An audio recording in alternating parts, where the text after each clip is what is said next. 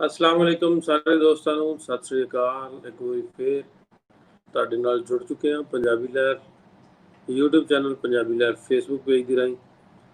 ਉਸ ਚੈਪਟਰ 1 ਕਰੀਦਾ ਦੀ ਸਿੱਖ heritage beyond border book ਨੂੰ ਲੈ ਕੇ ਇੱਕ ਚੈਪਟਰ ਪਿਛਲੇ ਦਿਨੀ ਸਾਡੇ ਬੜੇ ਪਿਆਰੇ ਸਾਡੇ ਅਜ਼ੀਜ਼ ਦੋਸਤ ਲਵਲੀ ਸਿੰਘ ਉਹਨਾਂ ਦੀ ਸਿਸਟਰ ਦੀ ਫੈਮਿਲੀ ਜਿਹੜੀ ਉਹਨਾਂ ਦਾ ਟ੍ਰੇਨ ਐਕਸੀਡੈਂਟ ਦੀ ਵਜ੍ਹਾ ਨਾਲ ਕੁਝ ਲੋਕਾਂ ਦੀ ਡੈਥ ਹੋ ਗਈ ਤੇ ਉਹਨਾਂ ਦੀ ਸਿਸਟਰ ਹਸਪੀਟਲਾਈਜ਼। ਸੋ ਇਸ ਤੋਂ ਤੁਹਾਡੇ ਰੂਬਰੂ ਵੀ ਨਹੀਂ ਆ ਸਕੇ ਕੁਝ ਦਿਨ ਮੈਂ ਵੀ ਉੱਥੇ ਰਿਹਾ ਹਸਪਤਾਲ। ਹੁਣ ਵੀ ਲਵਲੀ ਸਿੰਘ ਉੱਥੇ ਹੀ ਸਾਰੇ ਦੁਆ ਵੀ ਕਰਿਓ ਰੱਬ ਉਹਨਾਂ ਨੂੰ ਸਿਹਤ ਦੇਵੇ ਉਹਨਾਂ ਦੀ ਸਿਸਟਰ ਨੂੰ। ਬਾਕੀ ਫੈਮਿਲੀ ਜਿਹੜਾ ਦੇ ਡੈਥਸ ਹੋ ਗਈ ਇਹਨਾਂ ਨੂੰ ਹਿੰਮਤ ਦੇ ਅਗਲਾ ਸਫ਼ਰ ਜਿਹੜਾ ਜ਼ਿੰਦਗੀ ਦਾ ਤੈਅ ਕਰਨ ਦੇ। ਸੋ ਅੱਜ ਦਾ ਚੈਪਟਰ ਮੁਜੱਦਦ ਸ਼ੇਖ ਸਰਹਿੰਦੀ ਨਕਸ਼ਬੰਦੀ ਤੇ ਸ੍ਰੀ ਗੁਰੂ ਅਰਜਨ ਦੇਵ ਜੀ ਦੀ ਸ਼ਹੀਦੀ ਦਾ ਚੈਪਟਰ 55 ਨੰਬਰ ਦੀ ਸਿੱਖ ਹੈਰੀਟੇਜ ਬਿਯੋਂਡ ਬਾਰਡਰ ਇਸ ਬੁੱਕ ਨੂੰ ਲੈ ਕੇ ਉਹਦੇ 'ਤੇ ਆਪਾਂ ਗੱਲਬਾਤ ਕਰਨੀ ਆ। ਡਾਕਟਰ ਤਲਵੀਰ ਪੰਨੂ ਨੇ ਇਸ ਬੁੱਕ ਦੇ ਆਥਰ ਸਾਡੇ ਨਾਲ। ਡਾਕਟਰ ਸਾਹਿਬ ਵੈਲਕਮ, ਤੁਸੀਂ ਅੱਜ ਫੇਰ ਸਾਨੂੰ ਟਾਈਮ ਦਿੱਤਾ, ਮੌਕਾ ਦਿੱਤਾ ਗੱਲਬਾਤ ਕਰਨ ਦਾ। शुक्रिया बहुत बहुत जी नासिर जी, और मेरे वालों भी बहुत शुभ शामा लवली सिंह जी ਨੂੰ ਉਹਨਾਂ ਦੇ ਸਿਸਟਰ ਦੀ ਸਿਹਤਯਾਬੀ ਦੇ ਲਈ ਤੇ ਹੋਰ ਜਿਹੜੇ ਵੀ ਉਸ ਹਾਦਸੇ ਦੇ ਵਿੱਚ ਜ਼ਖਮੀ ਹੋਏ ਨੇ ਹਸਪਤਾਲ 'ਚ ਇਸ ਵੇਲੇ ਪਏ ਨੇ, ਕਈ ਉਹਨਾਂ ਜੋ ਸੀਰੀਅਸ ਹਾਲਤ 'ਚ ਨੇ, ਉਹਨਾਂ ਸਭ ਦੇ ਲਈ ਅਸੀਂ ਰੱਬ ਅੱਗੇ ਅਰਦਾਸ ਕਰਦੇ ਹਾਂ ਕਿ ਰੱਬ ਉਹਨਾਂ ਨੂੰ ਸਿਹਤਯਾਬੀ ਬਖਸ਼ੇ। ਤੇ ਜਿੰਨੇ ਯਾਤਰੂ ਵੀ ਉਸ ਐਕਸੀਡੈਂਟ ਦੇ ਵਿੱਚ ਅਕਾਲ ਚਲਾਣਾ ਕੀਤੇ ਨੇ ਉਹਨਾਂ ਦੀ ਅਸੀਂ ਆਤਮਾ ਦੇ ਲਈ ਅਰਦਾਸ ਕਰਦੇ ਹਾਂ, ਪਰਮਾਤਮਾ ਉਹਨਾਂ ਨੂੰ ਆਪਣੇ ਚਰਨਾਂ ਵਿੱਚ ਨਿਵਾਸ ਬਖਸ਼ੇ। ਬਹੁਤ ਸ਼ੁਕਰੀਆ ਡਾਕਟਰ ਸਾਹਿਬ। ਅੱਜ ਦਾ ਚੈਪਟਰ 55 ਨੰਬਰ ਮੁਜੱਦਦ ਸ਼ੇਖ ਸਰ ਅਹਿਮਦ ਸਰਹਿੰਦੀ ਨਕਸ਼ਬੰਦੀ ਜੀ ਇਹਨਾਂ ਦੇ ਸ੍ਰੀ ਗੁਰੂ ਅਰਜਨ ਦੇਵ ਦੀ ਸ਼ਹੀਦੀ ਦਾ ਚੈਪਟਰ ਹੈ 55 ਨੰਬਰ। ਸਭ ਤੋਂ ਪਹਿਲਾਂ ਡਾਕਟਰ ਸਾਹਿਬ ਨਕਸ਼ਬੰਦੀ ਲਹਿਰ ਦੀ ਤਾਰੀਖ ਥੋੜੀ ਜਿਹੀ ਦੱਸ ਦਿਓ ਜੀ। ਢਿੱਲੋਂ ਸਾਹਿਬ, ਜਿਹੜੀ ਨਕਸ਼ਬੰਦੀ ਲਹਿਰ ਹੈ ਇਹਨੂੰ ਆਪਾਂ ਤਿੰਨ ਹਿੱਸਿਆਂ 'ਚ ਵੰਡ ਸਕਦੇ ਹਾਂ। ਜਿਹੜੀਆਂ ਤਿੰਨ ਹਿੱਸੇ ਇਹੋ ਜਿਹੇ ਹੈਗੇ, ਮਤਲਬ ਜਿਹੜੇ ਤਿੰਨ ਫਿਗਰਸ ਦੇ ਨਾਲ ਜਿਹੜੇ ਹੈਗੇ ਆ ਉਹ ਕਨੈਕਟ ਹੁੰਦੇ ਆ। ਜਿਹੜੀ ਸਭ ਤੋਂ ਪਹਿਲੀ ਸਟੇਜ ਹੈਗੀ ਆ ਇਸ ਤਾਰੀਖ ਦੀ, ਉਹ ਖਵਾਜਾ ਅਬਦ ਅਲ ਖਾਲਿਕ ਗੁਜਦਵਾਨੀ ਦੇ ਨਾਲ ਹੁੰਦੀ ਹੈ। ਇਹਨੂੰ ਆਪਾਂ ਪ੍ਰੀ ਹਿਸਟੋਰੀਕਲ ਸਟੇਜ ਵੀ ਕਹਿ ਸਕਦੇ ਹਾਂ, ਜਿਹੜੀ ਕਿ ਪ੍ਰੋਫਟ ਮੁਹੰਮਦ ਦੇ ਟਾਈਮ ਤੇ ਸਾਹਿਬ ਦੇ ਟਾਈਮ ਤੇ ਹੋਈ ਹੈ, ਤੇ ਉਹਨੂੰ ਅਸੀਂ ਤਰੀਕਾ ਵਾ ਖਵਾਜਾ ਗਾਨ ਵੀ ਕਹਿੰਦੇ ਹਾਂ, ਕਿਉਂਕਿ ਪ੍ਰੋਫਟ ਮੁਹੰਮਦ ਸਾਹਿਬ ਦੇ ਟਾਈਮ ਤੇ ਹੋਈ ਹੈ। ਸੋ ਇਹ ਸਭ ਤੋਂ ਪਹਿਲੀ ਜਿਹੜੀ ਹੈ ਪ੍ਰੀ ਹਿਸਟੋਰੀਕਲ ਸਟੇਜ ਇਹਨੂੰ ਕਿਹਾ ਜਾਂਦਾ ਹੈ। ਜਿਹੜੀ ਦੂਜੀ ਸਟੇਜ ਹੈਗੀ ਆ ਉਹ ਹੈਗੀ ਆ ਬਹਾਉਦੀਨ ਨਕਸ਼ਬੰਦ, ਜਿਹੜੇ ਕਿ ਫਾਊਂਡਰ ਫਿਗਰ ਕਹੇ ਜਾਂਦੇ ਨੇ ਨਕਸ਼ਬੰਦੀਆਂ ਦੇ। ਤੇ ਤੀਜੀ ਜਿਹੜੀ ਸਟੇਜ ਹੈਗੀ ਆ ਉਹ ਹੈਗੀ ਸ਼ੇਖ ਅਹਿਮਦ ਸਰਹੰਦੀ ਦੀ, ਜਿਨ੍ਹਾਂ ਨੂੰ ਮੁਜਾਦਿਦ ਈ ਅਲਫ ਈ ਸਾਨੀ ਵੀ ਜਿਹੜਾ ਹੈਗਾ ਕਿਹਾ ਜਾਂਦਾ। ਸੋ ਇਹ ਤਿੰਨ ਅਲੱਗ-ਅਲੱਗ ਆਪੋ ਆਪਣੇ ਸਮੇਂ ਤੇ ਇੰਪੋਰਟੈਂਟ ਫਿਗਰਸ ਹੋਏ ਨੇ, ਜਿਨ੍ਹਾਂ ਦੇ ਨਾਲ ਜਿਹੜੀ ਨਕਸ਼ਬੰਦੀ ਲਹਿਰ ਹੈਗੀ ਆ ਉਹ ਜੁੜੀ ਜਾਂਦੀ ਹੈ। ਪਰ ਵੈਸੇ ਹੁਣ ਅੱਜ ਕੱਲ ਜਿਹੜੀ ਜਦੋਂ ਆਪਾਂ ਨਕਸ਼ਬੰਦੀ ਕਹਿੰਦੇ ਆ, ਉਹ ਮੁਜਾਦਿਦੀਆ ਲਹਿਰ ਜਿਹੜੀ ਹੈਗੀ, ਮੁਜਾਦਿਦੀਆ ਲਾਈਨੀਆਂ ਜਿਹੜੀ ਹੈਗੀ ਆ ਉਹਦੇ ਬਾਰੇ ਹੀ ਇੰਨੇ ਇੰਟੀਗ੍ਰੇਟ ਹੋ ਚੁੱਕੀ ਹੈ ਕਿ ਜਿਹੜੀ ਸਾਰੇ ਨਕਸ਼ਬੰਦੀ ਹੈਗੇ ਆ ਹੁਣ ਉਹ ਸਾਰੇ alleged to be the branch of Mujaddidiya ਹੈਗੇ ਇਸ ਵੇਲੇ। ਇਹ ਲਹਿਰ ਹੋਰ ਮੁਲਕਾਂ ਵਿੱਚ ਕਿਵੇਂ ਫੈਲੀ ਜੀ? ਇਹ ਸਭ ਤੋਂ ਪਹਿਲਾਂ ਇਹਦੀ ਜਿਹੜੀ ਸਟਾਰਟਿੰਗ ਹੈਗੀ, ਜਦੋਂ ਮੈਂ ਗੱਲ ਕੀਤੀ, ਖਵਾਜਾ ਅਬਦੁਲ ਖਾਲਿਕ ਗੁਜਦਵਾਨੀ ਜੀ ਹੈਗੇ ਆ, ਜਿਨ੍ਹਾਂ ਨੇ ਇੰਟਰੋਡਕਸ਼ਨ ਕੀਤੀ ਸੀ ਸਾਇਲੈਂਟ ਜ਼ਿਕਰ ਤੁਹਾਨੂੰ ਪਤਾ ਹੀ ਹੋਣਾ, ਸੁਭਾਨ ਅੱਲਾ, ਔਰ ਜਿਹੜਾ ਅੱਲਾ ਦਾ ਨਾਮ ਹੈਗਾ ਬਾਰ-ਬਾਰ ਉਹਦਾ ਜਿਹੜਾ ਨਾਮ ਲੈਣਾ। ਤੇ ਉਹਨਾਂ ਨੇ 8 ਪ੍ਰਿੰਸੀਪਲ ਜਿਹੜੇ ਐਸਟੈਬਲਿਸ਼ ਕੀਤੇ ਸੀਗੇ, ਜਿਹਨਾਂ ਨੂੰ ਕਲੀਮਤ-ਈ ਕੁਦਸੀਆ ਕਹਿੰਦੇ ਆ। ਉਹਨਾਂ ਨਾਲ ਜਿਹੜਾ ਸੀਗਾ ਇੱਕ ਕਰੈਕਟਰ ਜਿਹੜਾ ਔਰ ਸਪਿਰਿਚੁਅਲ ਮੈਥਡ ਹੈ ਇਸ ਲੀਨੀਏਜ ਦਾ ਜਿਹੜਾ ਉਹ ਐਸਟੈਬਲਿਸ਼ ਹੁੰਦਾ ਸੀ। ਫਿਰ 13ਵੀਂ ਤੋਂ 14ਵੀਂ ਸੈਂਚੁਰੀ ਦੇ ਵਿੱਚ ਜਦੋਂ ਆਪਣੇ ਇਹ ਆਏ ਚਗਤਾਈ ਮੰਗੋਲ ਰੂਲ ਆਇਆ, ਜਿਹੜੇ ਖਵਾਜੀਅਨ ਸੀ ਇਹਨਾਂ ਨੇ ਫਿਰ ਨਾਲ ਕਈ ਹੋਰ ਜਿਹੜੇ ਮਲਟੀਪਲਾਈ ਹੋ ਕੇ ਇਹਨਾਂ ਦੇ ਹੋਰ ਕਈ ਗਰੁੱਪ ਜਿਹੜੇ ਸੀ ਨਾਲ ਐਡ ਹੋ ਗਏ। ਕਈ 16ਵੀਂ ਸਦੀ ਤੱਕ ਜਾ ਕੇ ਇਹ ਮੁੜ ਕੇ ਜਾ ਕੇ ਜੁੜ ਗਏ। ਇੱਕ ਆਏ ਫਿਰ ਬਹਾਉਦੀਨ ਨਕਸ਼ਬੰਦ, ਜਿਨ੍ਹਾਂ ਨੇ ਕਿ ਜਿਹੜੇ ਪਹਿਲੇ 8 ਪ੍ਰਿੰਸੀਪਲ ਸੀਗੇ, ਜਿਹੜੇ 8 ਨਿਯਮ ਸੀਗੇ, ਉਹਨਾਂ ਵਿੱਚ ਜਿਹੜੇ ਸੀ 3 ਪ੍ਰਿੰਸੀਪਲ ਇਹਨਾਂ ਨੇ ਆਪਣੇ ਹੋਰ ਐਡ ਕਰਕੇ ਜਿਹੜੀ ਪਹਿਲੀ ਲੈਗੇਸੀ ਚੱਲਦੀ ਸੀ ਗੁਜਦਵਾਨੀ ਦੀ ਬੁਖਾਰਾ ਦੇ ਵਿੱਚ, ਉਹਦੇ ਨਾਲ ਮਿਲਾ ਕੇ ਜਿਹੜੇ ਸੀ 11 ਹੋ ਗਏ। ਤੇ ਮੁੜ ਕੇ ਫਿਰ ਜਦੋਂ ਤੈਮੂਰ ਲੈਂਗ ਦਾ ਟਾਈਮ ਆਇਆ, ਇਹ ਹੋਏ ਨੇ 1370 ਤੋਂ ਲੈ ਕੇ ਅਬਾਊਟ 1405 ਦੇ ਵਿੱਚ ਤੈਮੂਰ ਲੈਂਗ, ਉਸ ਵੇਲੇ ਜਿਹੜੀ ਇਹ ਖਵਾਜਗਨ ਨਕਸ਼ਬੰਦੀ ਆ ਜਿਹੜੇ ਇਕੱਠੇ ਹੋ ਚੁੱਕੇ ਸੀ, ਇਹ ਫਿਰ ਹੋਰ ਟ੍ਰਾਂਸਓਕਸੀਆਨਾ ਇਸ ਉਹਦੇ ਇਲਾਕੇ ਜਿਹੜੇ ਸੀ ਉਹਨਾਂ ਦੇ ਵਿੱਚ ਜਿਹੜੇ ਸੀ ਸਾਰੇ ਉਹਨਾਂ ਦੇ ਪਾਰਟਸ ਦੇ ਵਿੱਚ ਜਿਹੜੇ ਸੀ ਉਹ ਫੈਲ ਗਏ। ਡਾਕਟਰ ਸਾਹਿਬ ਟ੍ਰਾਂਸਓਕਸੀਆਨਾ ਨਾਂ ਹੀ ਬੜਾ ਔਖਾ, ਇਹ ਕਿਹੜਾ ਇਲਾਕਾ ਹੋਇਆ? ਇਹ ਨਾਂ ਕਦੇ ਸੁਣਿਆ ਹੀ ਨਹੀਂ। ਹਾਂਜੀ, ਇਹ ਰੋਮਨ ਨਕਸ਼ਬੰਦੀਆਂ ਨਾਲ ਜਿਹੜਾ ਜੋੜਿਆ ਨਾ, ਇਹ ਰੋਮਨਸ ਦਾ ਨਾਮ ਹੈਗਾ, ਜਿਹੜਾ ਮੈਂ ਹੁਣੇ ਤੁਹਾਨੂੰ ਨਾਮ ਜਿਹੜਾ ਲੈ ਕੇ ਹਟਿਆ, ਟ੍ਰਾਂਸਓਕਸੀਆਨਾ। ਇਹਨੂੰ ਅਰਬੀ ਚ ਕਹਿੰਦੇ ਆ ਮਾਵਾਰਾ ਅਨ ਨਹਿਰ, ਮਤਲਬ ਨਹਿਰ ਦੇ ਪਰਲੇ ਪਾਸੇ ਜਿਹੜਾ ਓਕਸ ਦਰਿਆ ਆ ਉਹਦੇ ਪਰਲੇ ਪਾਸੇ ਫਾਰਸੀ ਚ ਇਹਨੂੰ ਕਹਿੰਦੇ ਆ ਫਰਾਰੁਦ, ਮਤਲਬ ਅਮੂ ਦਰਿਆ ਜਿਹੜਾ ਸੀ, ਅਮੂ ਦਰਿਆ ਦੇ ਪਰਲੇ ਪਾਸੇ ਦਾ ਇਲਾਕਾ। ਸੋ ਉਸ ਇਲਾਕੇ ਦੇ ਵਿੱਚ ਵੀ ਜਿਹੜਾ ਇਹ ਫੈਲ ਗਿਆ। ਹੁਣ ਇਸ ਵੇਲੇ ਇਹ ਮਾਡਰਨ ਪੈ ਜਾਂਦਾ ਆ ਉਜ਼ਬੇਕਿਸਤਾਨ, ਤਜ਼ਾਕਿਸਤਾਨ, ਸਾਊਦਰਨ ਕਿਰਗਿਸਤਾਨ ਤੇ ਸਾਊਥ ਵੈਸਟ ਕਜ਼ਾਕਿਸਤਾਨ। ਇਹ ਮਤਲਬ ਕਹਿ ਲਓ ਅਮੂ ਦਰਿਆ ਤੇ ਸੀਰ ਦਰਿਆ ਉਹਨਾਂ ਦੇ ਵਿਚਕਾਰ ਵਾਲਾ ਜਿਹੜਾ ਇਲਾਕਾ ਆ ਉਹਨੂੰ ਟ੍ਰਾਂਸੋਐਕਜ਼ੇਨੀਆ ਕਹਿੰਦੇ ਆ ਰੋਮਨ ਲੈਂਗੁਏਜ ਦੇ ਵਿੱਚ। ਪੁਰਾਣੇ ਜਿਹੜੇ ਪਰਸ਼ੀਅਨ ਲੋਕ ਸੀਗੇ ਇਹਨੂੰ ਤੁਰਾਨ ਦਾ ਨਾਂ ਲੈ ਕੇ ਕਹਿੰਦੇ ਸੀ। ਤੇ ਸ਼ਾਹਜਹਾਂਨਾਮਾ ਜਿਹੜਾ ਈਰਾਨ ਦੇ ਵਿੱਚ ਵੀ ਬਹੁਤ ਮਸ਼ਹੂਰ ਨੈਸ਼ਨਲ ਐਪਿਕ ਹੈਗਾ, ਉਹਦੇ ਵਿੱਚ ਵੀ ਇਹਦਾ ਜਿਹੜਾ ਨਾਮ ਹੈਗਾ ਉਹ ਤੁਰਾਨ ਕਰਕੇ ਲਿਖਿਆ ਹੋਇਆ ਇਸ ਵੱਡੇ ਇਲਾਕੇ ਦਾ ਨਾਮ ਤਰਾਜ਼ਿਕਜ਼ੀਆਨਾ ਜੀ। ਅੱਛਾ, ਇਹ ਹੁਣ ਵੀ ਡਾਕਟਰ ਸਾਹਿਬ ਹੁਣ ਵੀ ਫਿਰ ਜਿਹੜੇ ਨਕਸ਼ਬੰਦੀ ਉੱਥੇ ਹੋਣਗੇ ਇਹਨਾਂ ਏਰੀਆ ਦੇ ਵਿੱਚ? ਜੀ ਬਿਲਕੁਲ। ਐਕਚੁਅਲੀ ਇਹ ਲਹਿਰ ਸਾਰੀ ਜਿਹੜੀ ਹੈਗੀ ਸਟਾਰਟਿੰਗ ਇਹਦੀ ਉੱਥੋਂ ਹੀ, ਉਸ ਸੈਂਟਰਲ ਏਸ਼ੀਆ ਇਲਾਕੇ ਚੋਂ ਹੀ ਜਿਹੜੀ ਹੈਗੀ ਆ ਇਹਦੀ ਜਿਹੜੀ ਲਹਿਰ ਦੀ ਜਿਹੜੀ ਸਟਾਰਟਿੰਗ ਹੈਗੀ ਆ ਉਹ ਉੱਥੋਂ ਬਿਲਡ ਉੱਥੇ ਹੁੰਦੀ ਆ। ਲੇਟਰ ਔਨ ਇਹ ਜਿਹੜਾ ਹੁਣ ਆਪਣਾ ਹੁਣ ਦਾ ਇੰਡੀਅਨ ਸਬ ਕੰਟੀਨੈਂਟ ਹੈਗਾ ਇੱਧਰ ਆ ਕੇ ਬਹੁਤ ਜ਼ਿਆਦਾ ਫੈਲ ਜਾਂਦੀ ਹੈ, ਪਰ ਇਹਦੀ ਜਿਹੜੀ ਸ਼ੁਰੂਆਤ ਸਟਾਰਟਿੰਗ ਹੈਗੀ ਹੈ ਬਿਲਕੁਲ ਇਹ ਸੈਂਟਰਲ ਏਸ਼ੀਆ ਉਸ ਇਲਾਕੇ ਤੋਂ ਹੁੰਦੀ ਹੈ। ਡਾਕਟਰ ਸਾਹਿਬ ਇਹਨਾਂ ਨੂੰ ਨਕਸ਼ਬੰਦੀ ਕਹਿੰਦੇ ਕਿਉਂ? ਕਿਉਂਕਿ ਸਾਡੇ ਸੁਣਨ ਵਾਲਿਆਂ ਕੁਝ ਨੂੰ ਨਹੀਂ ਪਤਾ ਹੋਣਾ ਜੀ। ਉਹਨਾਂ ਤੋਂ ਬਾਅਦ ਫਿਰ ਜਿਹੜੀ ਦੂਜੀ ਇੰਪੋਰਟੈਂਟ ਫਿਗਰ ਆਉਂਦੀ ਹੈ ਉਹ ਹੈਗੇ ਨੇ ਹਜ਼ਰਤ ਬਹਾਉਦੀਨ ਨਕਸ਼ਬੰਦ। ਉਹਨਾਂ ਦਾ ਬਰਥ ਹੋਇਆ ਸੀ 1317 ਦੇ ਵਿੱਚ। ਪਿੰਡ ਹੈਗਾ ਕਸਰ ਅਲ ਹਿੰਦੂਆਂ, ਇਹ ਬੁਖਾਰਾ ਦੇ ਨੇੜੇ ਪਿੰਡ ਹੈਗਾ। ਲੇਟਰ ਉਹਨਾਂ ਦਾ ਨਾਮ ਚੇਂਜ ਕਰਕੇ ਕਸਰ ਅਲ ਅਰਿਫਾਨ ਰੱਖ ਦਿੱਤਾ ਗਿਆ ਸੀ। ਹੁਣ ਇਹ ਇਸ ਵੇਲੇ ਉਜ਼ਬੇਕਿਸਤਾਨ 'ਚ ਇਹ ਸ਼ਹਿਰ ਹੈਗਾ। ਇਹ ਜਿਹੜੇ ਬਹਾਉਦੀਨ ਨਕਸ਼ਬੰਦ ਸੀਗੇ ਇਹ ਕਿਹਾ ਜਾਂਦਾ ਕਿ ਆਪਣੇ ਪਿਤਾ ਜੀ ਦੇ ਉਹ ਬੁਣਦੇ ਹੁੰਦੇ ਸੀਗੇ, ਬੁਣਾਈ ਕਰਦੇ ਸੀ, ਕਲੋਕਸ ਬਣਾਉਂਦੇ ਹੁੰਦੇ ਸੀ ਜਿਹਨਾਂ ਨੂੰ ਕਿਮਖਾ ਕਿਹਾ ਜਾਂਦਾ ਸੀ ਬੁਖਾਰਾ ਦੇ ਵਿੱਚ। ਇਸ ਕਰਕੇ ਇਹ ਨਕਸ਼ਬੰਦ ਸੀਗੇ। ਨਕਸ਼ਾ ਜਿੱਦਾਂ ਕੋਈ ਚੀਜ਼, ਜਿੱਦਾਂ ਜਿਹੜੇ ਕੋਈ ਚੀਜ਼ ਉੱਤੇ ਜਿਹੜਾ ਛਾਪਾ ਲਾਉਣਾ ਜਾਂ ਕਿਸੇ ਚੀਜ਼ ਦੀ ਕੋਈ ਸਟਾਈਲ ਬਣਾਉਣਾ, ਡਿਜ਼ਾਈਨ ਬਣਾਉਣਾ ਮੈਟੈਲਿਕ ਚੀਜ਼ ਦਾ, ਉਹ ਚੀਜ਼ ਦਾ ਜਿਹੜਾ ਇਹ ਮਾਹਰ ਸੀਗੇ। ਪਰ ਕਈ ਇਸਲਾਮਿਕ ਸਕਾਲਰ ਇਹ ਵੀ ਕਹਿੰਦੇ ਆ ਵੀ ਇਸ ਕਰਕੇ ਨਹੀਂ ਇਹਨਾਂ ਨੂੰ ਨਕਸ਼ਬੰਦ ਕਿਹਾ ਗਿਆ, ਇਸ ਕਰਕੇ ਕਿਹਾ ਗਿਆ ਵੀ ਉਹ ਕਿਸੇ ਦੇ ਦਿਲ ਦੇ ਉੱਤੇ ਜਿਹੜੀ ਛਾਪ ਹੈਗੀ ਆ, ਇੰਪ੍ਰੈਸ਼ਨ ਹੈਗੀ ਆ ਅੱਲਾ ਦੇ ਨਾਮ ਦੀ, ਕਿਸੇ ਸਾਫ਼ ਦਿਲ ਦੇ ਉੱਤੇ ਇੰਨੀ ਪੱਕੀ ਤਰੀਕੇ ਨਾਲ ਲਾਉਂਦੇ ਸੀ ਵੀ ਉਹ ਜਿਹੜੀ ਹੋਰ ਕੋਈ ਵੀ ਜਿਹੜੇ ਛਾਪਾਂ ਸੀ ਉਹ ਮਿਟ ਜਾਂਦੀਆਂ ਸੀ। ਇਸ ਕਰਕੇ ਉਹਨਾਂ ਦਾ ਨਾਮ, ਇਸ ਕਰਕੇ ਉਹਨਾਂ ਨੂੰ ਜਿਹੜਾ ਨਕਸ਼ਬੰਦ ਕਿਹਾ ਜਾਂਦਾ, ਨਾ ਕਿ ਇਸ ਕਰਕੇ ਕਿ ਉਹਨਾਂ ਦੇ ਪਿਤਾ ਪੁਰਖੀ ਕੋਈ ਜਿਹੜੇ ਸੀ ਉਹ ਨਕਸ਼ਬੰਦੀ ਦਾ ਜਿਹੜਾ ਉਹ ਕੰਮ ਕਰਦੇ ਸੀ। ਸੋ ਇਸ ਕਰਕੇ ਜਿਹੜਾ ਇਹ ਨਕਸ਼ਬੰਦੀ ਲਹਿਰ ਆ ਇਹਦਾ ਜਿਹੜਾ ਨੇਮ ਸਟਾਰਟ ਹੁੰਦਾ ਉਹ ਐਨੀਵੇਜ਼ ਬਹਾਉਦੀਨ ਨਕਸ਼ਬੰਦ ਦੇ ਨੇਮ ਤੋਂ ਜਿਹੜਾ ਹੈਗਾ ਸਟਾਰਟ ਹੁੰਦਾ ਜੀ। ਅੱਛਾ ਡਾਕਟਰ ਸਾਹਿਬ, ਇਹ ਨਕਸ਼ਬੰਦੀ ਲਹਿਰ ਇੰਡੀਆ ਪਾਕਿਸਤਾਨ ਇੱਥੇ ਕਦੋਂ ਆਈ ਜਿਹੜੇ ਹੁਣ ਹੈ ਇੱਥੇ ਕਿਸ ਦੌਰ ਦੇ ਵਿੱਚ? ਹਾਂਜੀ, ਇਹ ਨਕਸ਼ਬੰਦੀ ਲਹਿਰ ਜਦੋਂ ਆਪਣੇ ਮੁਗਲ ਬਾਬਰ ਨੇ ਜਦੋਂ ਫਾਈਨਲੀ ਕਈ ਟਰਾਈ ਤੋਂ ਬਾਅਦ ਜਦੋਂ ਦਿੱਲੀ ਉੱਤੇ ਕਬਜ਼ਾ ਕਰ ਲਿਆ 1520 ਮੇਰੇ ਖਿਆਲ 1526 ਚ ਹੋਇਆ, ਉਹਨਾਂ ਦੇ ਨਾਲ ਜਿਹੜੇ ਹੈਗੇ ਆ ਇਹ ਨਕਸ਼ਬੰਦੀ ਜਿਹੜੇ ਸੀ ਉਹ ਫਾਰਮਲ ਰੂਪ ਚ ਆਏ। ਇੱਥੇ ਮੈਂ ਪਹਿਲਾਂ ਦੱਸ ਦਵਾਂ ਕਿ ਜਿਹੜੇ ਤੀਜੀ ਫਿਗਰ ਆਉਂਦੀ ਨਕਸ਼ਬੰਦੀ ਲਹਿਰ ਦੀ ਉਹ ਹੈਗੇ ਆ ਨਸੀਰੁਲਦੀਨ ਉਬੈਦੁੱਲਾ ਅਹਿਰਾਰ। ਇਹ ਹੋਏ ਆ 1409 ਤੋਂ 1490 ਦੇ ਵਿੱਚ ਟਾਈਮ ਹੋਇਆ। ਉਹਨਾਂ ਨੇ ਇੱਕ ਬੜੀ ਖਾਸੀਅਤ ਕੀਤੀ ਕਿ ਸੈਂਟਰਲ ਏਸ਼ੀਆ ਤੋਂ ਨਕਸ਼ਬੰਦੀਆਂ ਨੂੰ ਬਾਹਰ ਭੇਜਣਾ ਸ਼ੁਰੂ ਕੀਤਾ। ਉਹਨਾਂ ਨੇ ਜਿੰਨਾ ਵੀ ਇਹ ਇੰਟਰਨੈਸ਼ਨਲ ਜਿਹੜਾ ਸੀ ਨੈਟਵਰਕ ਉਸ ਸਮੇਂ 'ਚ ਬਣਾਇਆ, ਤੇ ਉਹਨਾਂ ਨੇ ਖਾਸੀਅਤ ਇਹ ਕਰੀ ਵੀ ਜਿਹੜੇ ਉਸ ਸਮੇਂ ਦੇ ਰਾਜੇ ਹੈਗੇ ਆ ਉਹਨਾਂ ਦੇ ਨਾਲ ਜਿਹੜੇ ਸੰਬੰਧ ਆ ਉਹ ਵਧਾਏ ਜਾਣ। ਉਸ ਵੇਲੇ ਦਾ ਜਿਹੜਾ ਹਿੰਦੁਸਤਾਨ, ਤੁਰਕੀ, ਈਰਾਨ ਤੇ ਅਰਬ, ਇਹਨਾਂ ਕੰਟਰੀਆਂ ਦੇ ਜਿਹੜੇ ਰਾਇਲ ਲੋਕ ਆ ਉਹਨਾਂ ਦੇ ਨਾਲ ਜਿਹੜੇ ਰਿਲੇਸ਼ਨ ਆ ਰੂਲਿੰਗ ਡਾਇਨੈਸਟੀ ਦੇ ਨਾਲ ਉਹਨਾਂ ਨੇ ਸ਼ੁਰੂ ਕੀਤਾ ਵੀ ਇੰਨਾ ਵਧੀਆ ਐਸਟੈਬਲਿਸ਼ ਕੀਤੇ ਜਾਣ ਤਾਂ ਕਿ ਜਿਹੜੇ ਤੁਰਕ ਤੇ ਮੰਗੋਲ ਟ੍ਰੈਡੀਸ਼ਨ ਤੇ ਲਾਅ ਆ, ਕਾਨੂੰਨ ਆ, ਉਹਨੂੰ ਬਦਲ ਕੇ ਇਸਲਾਮਿਕ ਪ੍ਰੈਕਟਿਸਿਸ ਨੂੰ ਜਿਹੜਾ ਹੈਗਾ ਉਹ ਵੈਲਿਊ ਜ਼ਿਆਦਾ ਦਿੱਤੀ ਜਾਵੇ। ਸੋ ਆਪਾਂ ਕਹਿ ਸਕਦੇ ਹਾਂ ਕਿ ਇੰਡੀਆ ਦੇ ਵਿੱਚ ਜਿਹੜੇ ਆਪਣਾ ਜਿਹੜਾ ਹੁਣ ਇੰਡੀਆ ਐਂਡ ਪਾਕਿਸਤਾਨ ਇਲਾਕਾ ਹੈਗਾ ਇਹਦੇ ਵਿੱਚ ਫਿਰ ਇਹਨਾਂ ਦਾ ਅੱਗੇ ਜਿਹੜਾ ਅਹਿਰਾਰ ਦਾ ਇੱਕ ਚੇਲਾ ਸੀ ਬਾਕੀ ਬਿਲਾ, ਉਹ ਕਈ ਨਕਸ਼ਬੰਦੀ ਜਦੋਂ ਆਏ ਇੱਕ ਬਾਕੀ ਬਿਲਾ ਨਾਮ ਦਾ ਜਿਹੜਾ ਸੀ ਇਹਨਾਂ ਦਾ ਜਿਹੜਾ ਉਹ ਸ਼ਾਗਿਰਦ ਸੀ ਅਹਿਰਾਰ ਦਾ, ਉਹ ਵੀ ਨਾਲ ਇੰਡੀਆ ਆਇਆ। ਤੇ ਜਿਹੜੇ ਇਹ ਬਾਕੀ ਬਿਲਾ ਹੈਗੇ ਆ ਇਹਨਾਂ ਦੇ ਅੱਗੇ ਸ਼ਾਗਿਰਦ ਸੀਗੇ ਸ਼ੇਖ ਅਹਿਮਦ ਸਰਹੰਦੀ, ਜਿਹੜੇ ਮਤਲਬ ਮੁੜ ਕੇ ਇਵੈਂਚੁਅਲੀ ਜਿਨ੍ਹਾਂ ਨੂੰ ਮੁਜਾਦਿਦ ਦਾ ਨਾਮ ਦਿੱਤਾ ਗਿਆ ਤੇ ਮੁੜ ਕੇ ਜਾ ਕੇ ਉਹ ਸਿੱਖ ਹਿਸਟਰੀ ਦੇ ਵਿੱਚ ਵੀ ਜਿਹੜਾ ਉਹਨਾਂ ਦੀ ਆਪਾਂ ਜਿਹੜੀ ਅੱਜ ਅੰਡਰਸਟੈਂਡਿੰਗ ਕਰਨ ਦੀ ਕੋਸ਼ਿਸ਼ ਕਰਾਂਗੇ।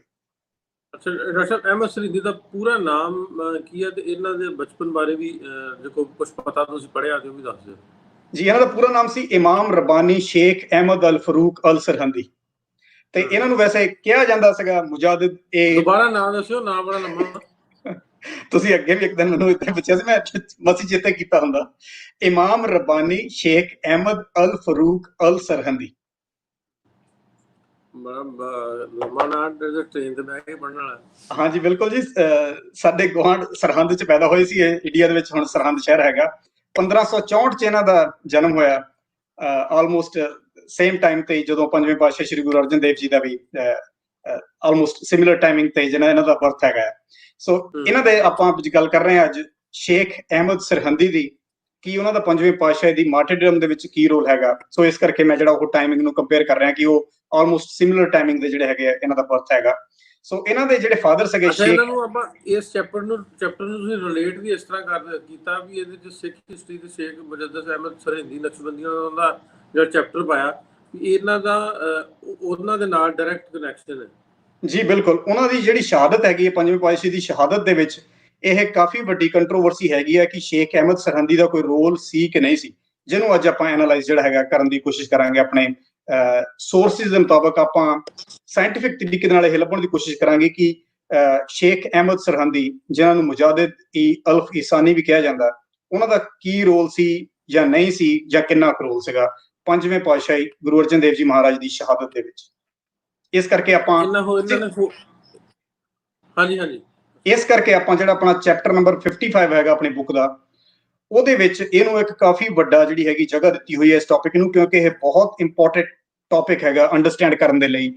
ਫਰਦਰ ਜਿਹੜੇ ਰਿਸਰਚਰਸ ਹੈਗੇ ਇਸ ਟੌਪਿਕ ਉੱਤੇ ਰਿਸਰਚ ਕਰਦੇ। ਇਹਨਾਂ ਦੀ ਹਾਇਰ ਐਜੂਕੇਸ਼ਨ ਬਾਰੇ ਵੀ ਥੋੜਾ ਜਿਹਾ, ਕਿੰਨੀ ਇਹਨਾਂ ਦੀ ਐਜੂਕੇਸ਼ਨ ਸੀ, ਪੜ੍ਹੇ ਕਿੰਨਾ ਸੀ, ਕੋਈ ਦੱਸ ਦਿਓ ਜੀ। ਇਹਨਾਂ ਦੇ ਜਿਹੜੇ ਪਿਤਾ ਜੀ ਸੀਗੇ, ਪਹਿਲਾਂ ਮੈਂ ਇਹਨਾਂ ਦੇ ਜਿਹੜੇ ਬਚਪਨ ਦੀ, ਸੌਰੀ ਆਪਾਂ ਪਿਛਲੇ ਪੁਆਇੰਟ ਤੇ ਉੱਥੇ ਰੁਕ ਗਿਆ ਸੀਗਾ, ਮੈਂ ਇਹਨਾਂ ਦੇ ਜਿਹੜੀ ਬਚਪਨ ਦੀ ਦੱਸ ਦੇਣਾ ਕਿ ਇਹਨਾਂ ਦੇ ਜਿਹੜੇ ਫਾਦਰ ਸਾਹਿਬ ਸੀਗੇ ਸ਼ੇਖ ਅਬਦੁਲ ਅਹਿਦ, ਉਹ ਚਿਸ਼ਤੀਆ ਤੇ ਕਾਦਰੀ ਦੋਨਾਂ ਦੇ ਸਪਿਰਿਚੁਅਲ ਆਰਡਰਸ ਦੇ ਸ਼ੇਖ ਸੀਗੇ। ਤੇ ਇਹਨਾਂ ਦੀ ਜਿਹੜੀ ਪਹਿਲੀ ਮੁੱਢਲੀ ਸਿੱਖਿਆ ਸੀ ਇਹਨਾਂ ਨੇ ਆਪਣੇ ਪਿਤਾ ਜੀ ਤੋਂ ਪ੍ਰਾਪਤ ਕੀਤੀ, ਕੁਰਾਨ ਉੱਥੋਂ ਸਿੱਖੀ, ਤੇ ਮੁੜ ਕੇ ਇਹਨਾਂ ਨੂੰ ਸਿਆਲਕੋਟ, ਤੁਹਾਡੇ ਗੁਆਂਢ 'ਚ ਇੱਥੇ ਸਿਆਲਕੋਟ ਜਿਹੜਾ ਸੀ ਫਰਦਰ ਐਜੂਕੇਸ਼ਨ ਦੇ ਲਈ ਭੇਜਿਆ ਗਿਆ। ਉੱਥੇ ਉਹਨਾਂ ਨੇ ਮੌਲਾਨਾ ਕਮਲ ਕਸ਼ਮੀਰੀ ਕੋਲੋਂ ਲੌਜਿਕ ਤੇ ਫਿਲਾਸਫੀ ਸਿੱਖੀ, ਤੇ ਮੌਲਾਨਾ ਯਾਕੂਬ ਕਸ਼ਮੀਰੀ ਕੋਲੋਂ ਹਦੀਥ ਦੀ ਜਿਹੜੀ ਸਿੱਖਿਆ ਪ੍ਰਾਪਤ ਕੀਤੀ। ਤੇ ਮੁੜ ਕੇ 17 ਸਾਲ ਦੀ ਉਮਰ 'ਚ ਇਹ ਵਾਪਸ ਜਾ ਕੇ ਆਪਣੇ ਪਿਤਾ ਕੋਲ ਜਾ ਕੇ ਮੁੜ ਕੇ ਇਹ ਲੈਕਚਰ ਵਗੈਰਾ ਦੇਣਾ ਸ਼ੁਰੂ ਕਰਤਾ। ਇਹਨਾਂ ਦੀ ਹਾਇਰ ਐਜੂਕੇਸ਼ਨ ਬਾਰੇ ਜਿੰਨੀ ਕਿ ਮੈਂ ਰਿਸਰਚ ਕੀਤੀ ਹੈ, ਮੈਨੂੰ ਇਸ ਤੋਂ ਵੱਧ ਕੋਈ ਹਾਇਰ ਸਟੱਡੀਜ਼ ਬਾਰੇ ਇਹਨਾਂ ਦਾ ਨਹੀਂ ਪਤਾ ਲੱਗ ਸਕਿਆ, ਜੋ ਮੈਂ ਇੰਨਾ ਕੁ ਦੱਸ ਕੇ ਹਟਿਆ। ਇੱਕ ਜ਼ਿਕਰ ਵਿੱਚ ਜ਼ਰੂਰ ਆਉਂਦਾ ਹੈ ਕਿ ਜਦੋਂ ਇਹ 18-20 ਸਾਲ ਦੇ ਸੀ, ਇਹ ਆਗਰਾ ਗਏ ਪਹਿਲੀ ਵਾਰੀ। ਉਹ ਉਸ ਵੇਲੇ ਮੁਗਲ ਸਲਤਨਤ ਦੀ, ਮੁਗਲ ਐਮਪਾਇਰ ਦੀ ਰਾਜਧਾਨੀ ਸੀ ਆਗਰਾ। ਉੱਥੇ ਉਹਨਾਂ ਦੀ ਇੱਕ ਵਾਰੀ ਬਹਿਸ ਹੋ ਗਈ ਅਬੁਲ ਫਜ਼ਲ ਅਲਾਮੀ ਨਾਲ। ਹੁਣ ਅਬੁਲ ਫਜ਼ਲ ਅਲਾਮੀ ਕੌਣ ਹੈ? ਜਿਹਨੇ ਅਕਬਰਨਾਮਾ ਲਿਖਿਆ ਹੈ। ਤੁਹਾਨੂੰ ਯਾਦ ਹੋਵੇਗਾ ਢਿੱਲੋਂ ਸਾਹਿਬ, ਆਪਾਂ ਜਿਸ ਦਿਨ ਪੰਜਵੇਂ ਪਾਤਸ਼ਾਹੀ ਦਾ ਚੈਪਟਰ ਸਟੱਡੀ ਕਰ ਰਹੇ ਸੀ, ਜਦੋਂ ਅਕਬਰ ਰਿਵਰ ਬਿਆਸ ਕ੍ਰਾਸ ਕਰਕੇ ਉਹ ਲਿਖਦਾ ਹੈ ਕਿ ਗੋਇੰਦਵਾਲ ਦੇ ਕੰਢੇ ਤੇ ਗੁਰੂ ਅਰਜਨ ਦੇਵ ਜੀ ਨੂੰ ਮਿਲਿਆ ਅਕਬਰ, ਉਹ ਜਿਹੜੀ ਬੁੱਕ ਦਾ ਆਥਰ ਸੀ ਅਕਬਰਨਾਮਾ ਦਾ, ਉਹ ਅਬੁਲ ਫਜ਼ਲ ਹੈਗਾ। ਮਤਲਬ ਉਹ ਬਹੁਤ ਇੰਪੋਰਟੈਂਟ ਵਜ਼ੀਰ ਹੈ ਅਕਬਰ ਦਾ, ਜਿਹਦੇ ਨਾਲ ਸ਼ੇਖ ਅਹਿਮਦ ਸਰਹੰਦੀ ਨੇ 18-20 ਸਾਲ ਦੀ ਯੰਗ ਉਮਰ ਦੇ ਵਿੱਚ ਬਹੁਤ ਇੱਕ ਵੱਡੀ ਬਹਿਸ ਕੀਤੀ, ਜਿਸ ਤੋਂ ਬਾਅਦ ਕਿ ਇਹਨਾਂ ਨੇ ਕਿਤਾਬ ਲਿਖੀ ਇੱਕ, ਜਿਹਦਾ ਨਾਮ ਹੈ ਇਥਬਾਤੂ ਉਨ ਨਬੂਵਾ, ਜਿਹਦੇ 'ਚ ਉਹਨਾਂ ਨੇ ਦੱਸਿਆ ਕਿ ਮਤਲਬ ਫਿਲਾਸਫਰ ਵਰਸਸ ਜਿਹੜੇ ਪ੍ਰੋਫਿਟ ਹੈਗੇ ਉਹਨਾਂ ਉੱਪਰ ਕਿਤਾਬ ਲਿਖੀ। ਇਦਾਂ ਹੀ ਇਹਨਾਂ ਨੇ ਸ਼ੀਆਜ਼ ਦੇ ਨਾਲ ਵੀ ਕੁਝ ਇਹਨਾਂ ਦੀ ਬਹਿਸ ਹੋਈ, ਜਿਹਦੇ ਵਿੱਚ ਕਿ ਇਹਨਾਂ ਨੇ ਫਿਰ ਇੱਕ ਕਿਤਾਬ ਲਿਖੀ ਰਿਸਾਲਾ ਇਰਾਦੀ ਸ਼ੀਆ, ਜਿਹਦੇ ਵਿੱਚ ਉਹਨਾਂ ਨੇ ਹਜ਼ਰਤ ਈਸ਼ਾ ਦੇ ਬਾਰੇ ਜਿਹੜਾ ਲੋਕਾਂ ਨੇ ਕੁਝ ਜਿਹੜੀਆਂ ਗਲਤ ਗੱਲਾਂ ਕਹੀਆਂ ਸਨ, ਉਹਨਾਂ ਨੂੰ ਠੀਕ ਕਰਕੇ ਉਹਨਾਂ ਦੇ ਉੱਪਰ ਟਿੱਪਣੀਆਂ ਕੀਤੀਆਂ। ਸੋ ਜਿਹੜੀ ਟੀਨਏਜ ਸੀਗੀ, ਇਹਦੇ ਵਿੱਚ ਹੀ ਜਿਹੜਾ ਸੀ ਇਹਨਾਂ ਨੇ ਕਾਫੀ, ਸ਼ੇਖ ਅਹਿਮਦ ਸਰਹੰਦੀ ਨੇ ਕਾਫੀ ਆਪਣਾ ਜਿਹੜਾ ਸੀ ਉਹ ਰੈਵੋਲੂਸ਼ਨਰੀ ਜਿਹੜਾ ਪਾਥ ਸੀ ਇਸਲਾਮ ਦੇ ਲਈ, ਉਹ ਅਡਾਪਟ ਕਰਨਾ ਸ਼ੁਰੂ ਕਰ ਦਿੱਤਾ ਸੀਗਾ।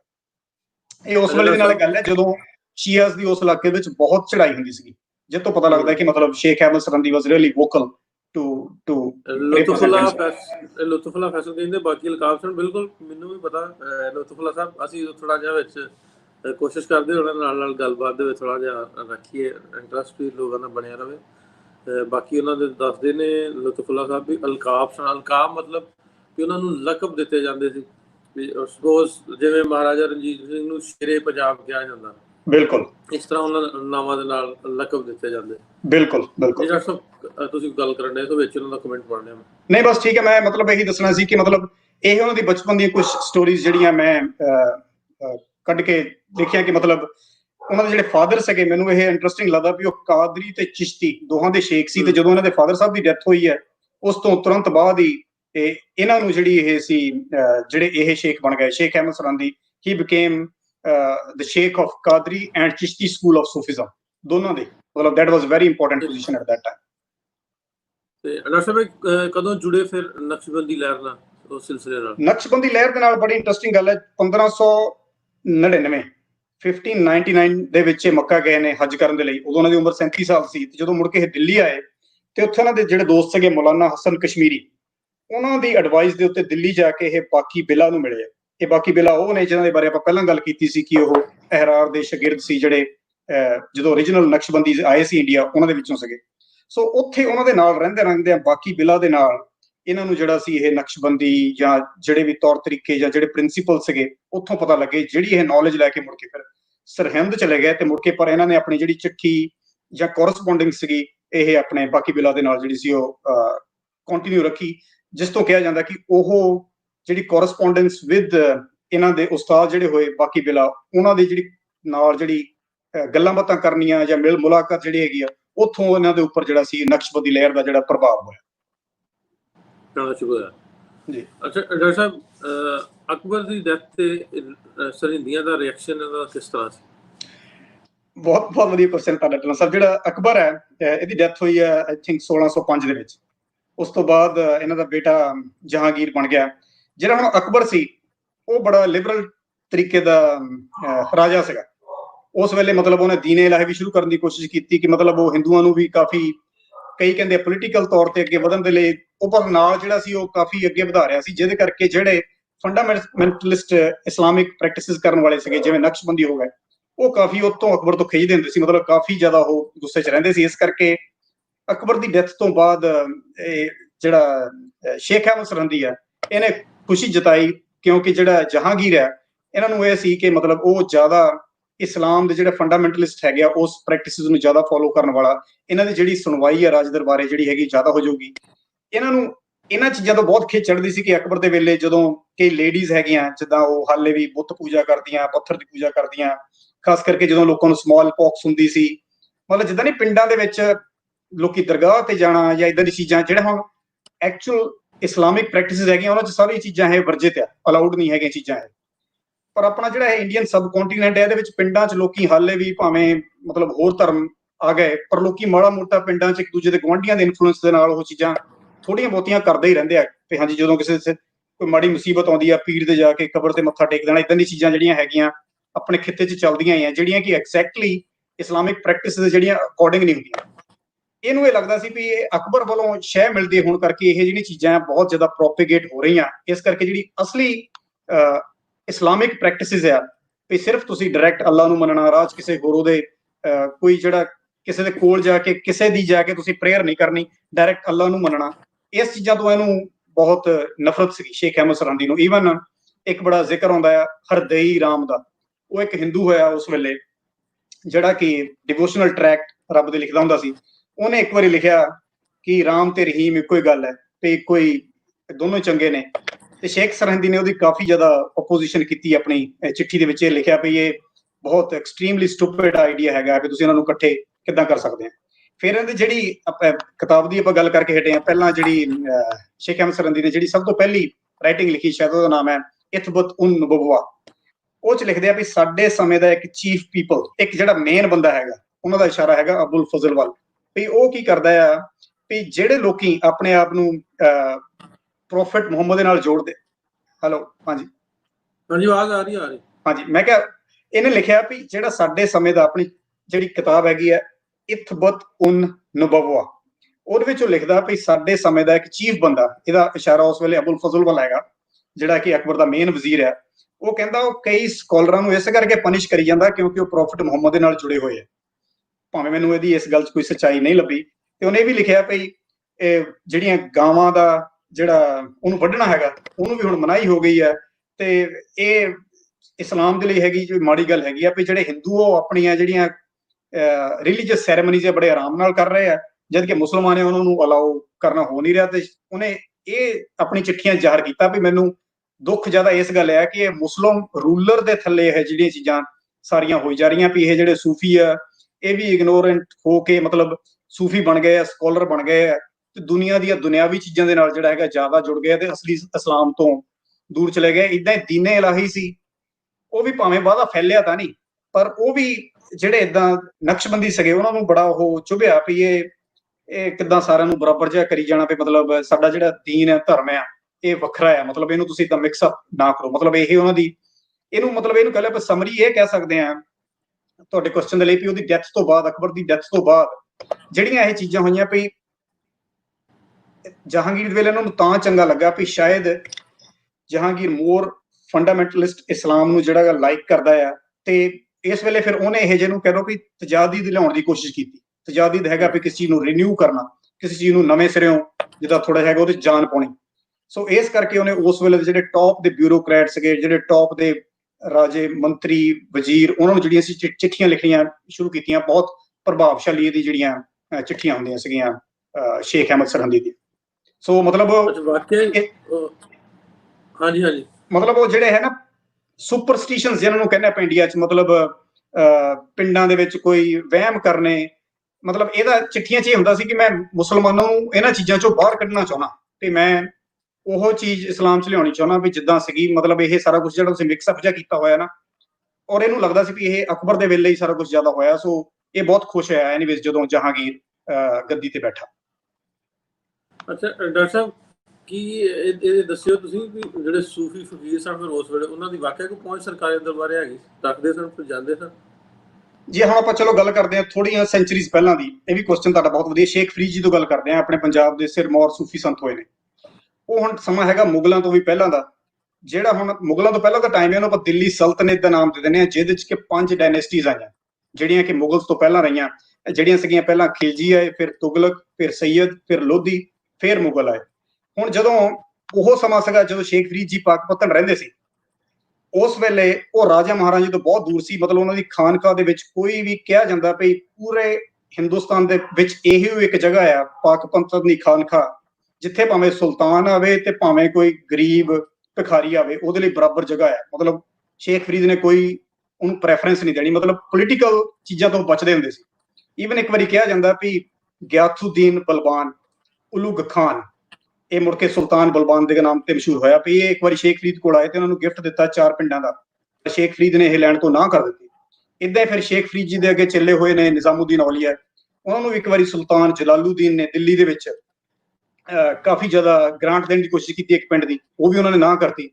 ਹੁਣ ਨਿਜ਼ਾਮੂਦੀਨ ਔਲੀਆ ਦੇ ਅੱਗੇ ਸ਼ਾਗਿਰਦ ਹੋਏ ਨੇ ਸ਼ੇਖ ਸ਼ਮਸੂਦੀਨ ਯਹੀਆ, ਉਹਨਾਂ ਨੂੰ ਇੱਕ ਵਾਰੀ ਸੁਲਤਾਨ ਨੇ ਆਪਣੇ ਕੋਰਟ 'ਚ ਬੁਲਾ ਕੇ ਕਿਹਾ ਵੀ ਤੂੰ ਇੱਥੇ ਕੀ ਕਰ ਰਿਹਾ, ਉੱਥੇ ਕਸ਼ਮੀਰ ਜਾ, ਉੱਥੇ ਟੈਂਪਲਸ ਜਾ, ਮੰਦਿਰਾਂ 'ਚ ਜਾ ਤੇ ਇਸਲਾਮ ਨੂੰ ਪ੍ਰੀਚ ਕਰ। ਉਸ ਵੇਲੇ ਜਿਹੜੇ ਇਹ ਚਿਸ਼ਤੀ ਸਿਲਸਿਲੇ ਵਾਲੇ ਹੁੰਦੇ ਸੀ, ਉਹਨਾਂ ਦਾ ਕੰਮ ਇਹ ਨਹੀਂ ਸੀ ਸਮਝਦੇ ਹੁੰਦੇ ਹੋਏ ਵੀ ਜਾ ਕੇ ਅਸੀਂ ਕਨਵਰਜਨਸ ਕਰਨੀਆਂ। ਬਹੁਤ ਲੋਕਾਂ ਨੂੰ ਇਦਾਂ ਨਹੀਂ ਸੀ ਇਹਨਾਂ ਦਾ ਹੁੰਦਾ ਸਿਲਸਿਲਾ ਜਿਹੜਾ ਚੱਲਦਾ ਸੀ। ਸੋ ਸ਼ੇਖ ਨਿਜ਼ਾਮੂਦੀਨ ਔਲੀਆ ਨੇ ਵੀ ਕੋਈ ਇਦਾਂ ਕਨਵਰਜਨ ਜਿਹੜੀਆਂ ਨਹੀਂ ਸੀ ਕੀਤੀਆਂ। ਸੋ ਸ਼ੇਖ ਸ਼ਮਸੂਦੀਨ ਨੇ ਯਹੀਆ ਨੇ ਸੁਲਤਾਨ ਦੀ ਇਹ ਜਿਹੜਾ ਉਹਦੀ ਇੰਸਟਰਕਸ਼ਨ ਸੀਗੀ ਵੀ ਕਸ਼ਮੀਰ ਜਾ, ਉਹਨੂੰ ਮੰਨਿਆ ਨਹੀਂ ਤੇ ਉੱਥੇ ਦਿੱਲੀ ਦੇ ਵਿੱਚ ਰਹਿ ਕੇ ਮੁੜ ਕੇ ਉਹਨਾਂ ਨੂੰ ਅਲਸਰ ਹੋ ਗਿਆ ਤੇ ਉਹਨਾਂ ਦੀ ਡੈਥ ਹੋ ਗਈ।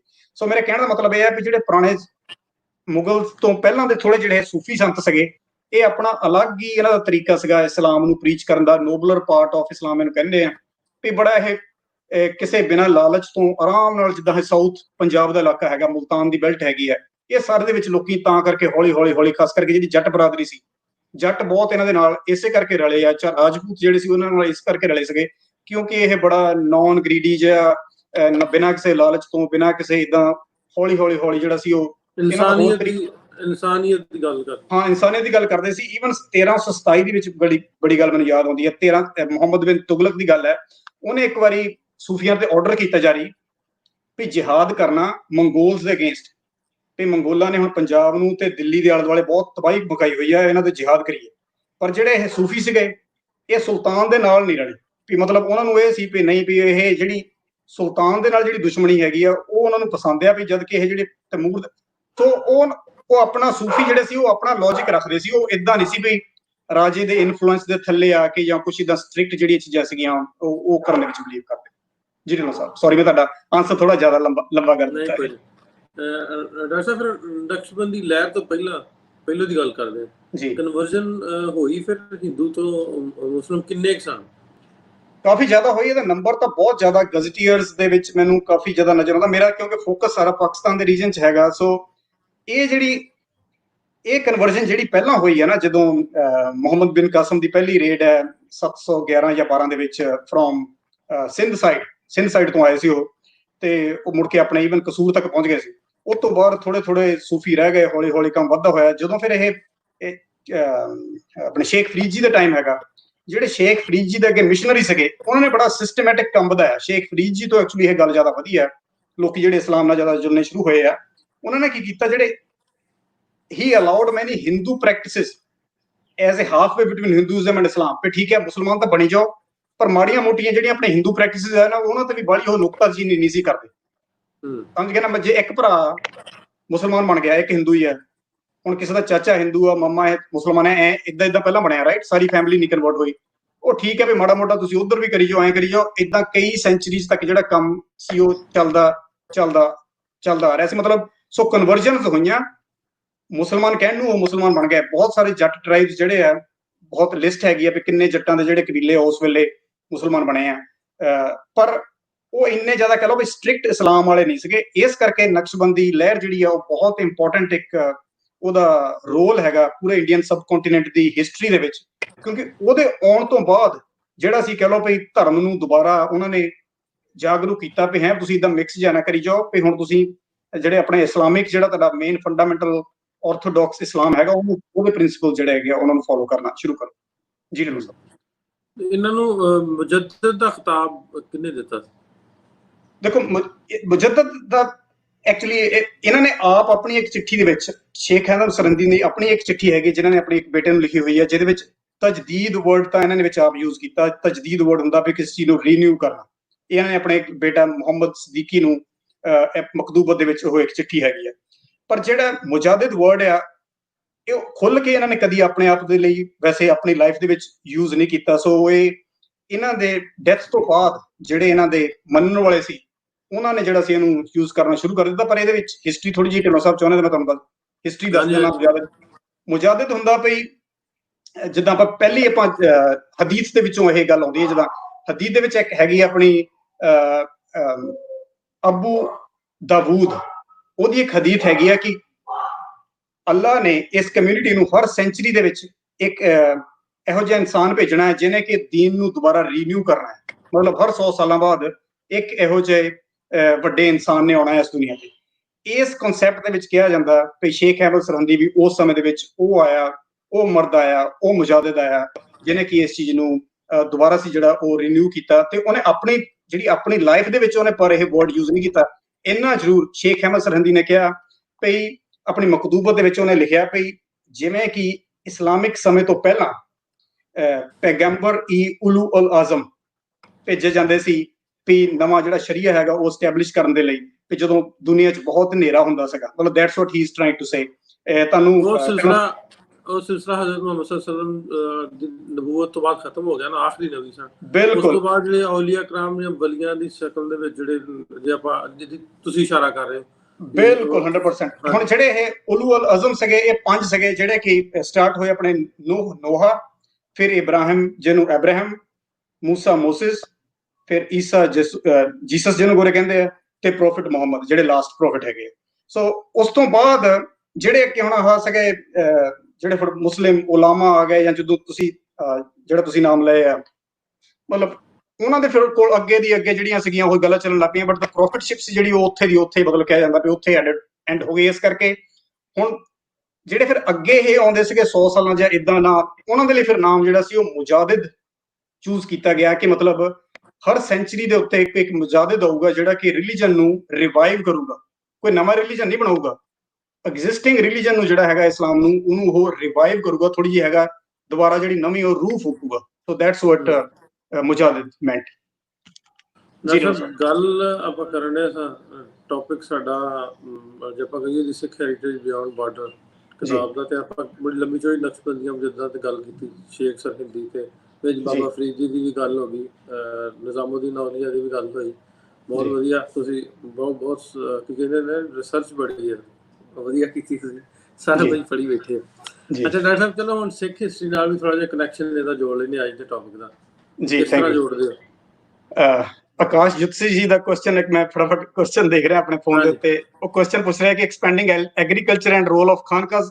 ਜੁਤਸੀ ਸਾਹਿਬ, ਬਹੁਤ ਤੁਹਾਡਾ ਇੰਟਰਸਟਿੰਗ ਕੁਐਸਚਨ। ਇਹਦੇ ਬਾਰੇ ਜਿੱਦਣ ਆਪਾਂ ਇੱਕ ਦਿਨ ਪੂਰਾ ਸ਼ੇਖ ਫਰੀਦ ਜੀ ਦੀ ਖਾਨਕਾ ਬਾਰੇ ਟੌਪਿਕ ਕਰਾਂਗੇ, ਉੱਥੋਂ ਕਿੱਦਾਂ ਟ੍ਰਾਈਬਸ ਨੇ ਪੂਰਾ ਉਹਨਾਂ ਦੀ ਜਿਹੜੀ ਲੈਂਡ ਹੋਲਡਿੰਗ ਨਾਲ ਵਧੀ ਤੇ ਮੁੜ ਕੇ ਇੱਕ ਸਮਾਂ ਇਹੋ ਜਿਹਾ ਵੀ ਆਇਆ ਸੀ ਖਾਨਕਾ ਦੀ ਜਿਹੜੀ ਆਪਣੀ ਆਰਮੀ ਤੱਕ ਜਿਹੜੀ ਸੀ ਉਹ ਸਟੈਬਲਿਸ਼ ਹੋ ਗਈ ਸੀਗੀ। So expansion of Islam frontier region ਜਿਹੜਾ ਹੈ ਪੰਜਾਬ ਹੈਗਾ ਉਹ 'ਚ ਮਤਲਬ ਬਹੁਤ ਤਕੜਾ ਉਹਨਾਂ ਦਾ ਜ਼ਿਆਦਾ ਰੋਲ ਹੈਗਾ। ਮਤਲਬ ਉਹ ਜਿਹੜੇ ਇਹ ਜੱਟ ਫਿਰਕਾ ਸੀਗਾ, ਜਿਹੜੇ ਜੱਟ ਕਬੀਲਾ ਸੀ, ਪਹਿਲਾਂ ਇਹ ਨੋਮੈਡ ਸੀਗੇ, ਇਹ ਮਤਲਬ ਤੁਰਦੀਆਂ ਫਿਰਦੀਆਂ ਟਰਾਈਬ ਸੀਗੀਆਂ, ਪਾਸਟਰਲਿਸਟ ਸੀਗੇ, ਮਤਲਬ ਇਹਨਾਂ ਦਾ ਕੋਈ ਘਰ-ਬਾਰ ਨਹੀਂ ਸੀ, ਅੱਗੇ ਦੇ ਅੱਗੇ ਤੁਰੇ ਜਾਂਦੇ ਸੀ ਤੇ ਸੁਸਾਇਟੀ ਵਿੱਚ ਵੀ ਕੋਈ ਉਹਨਾਂ ਦੀ ਬਾਹਲੀ ਜ਼ਿਆਦਾ ਉਹ ਅਹਿਮੀਅਤ ਨਹੀਂ ਸੀ।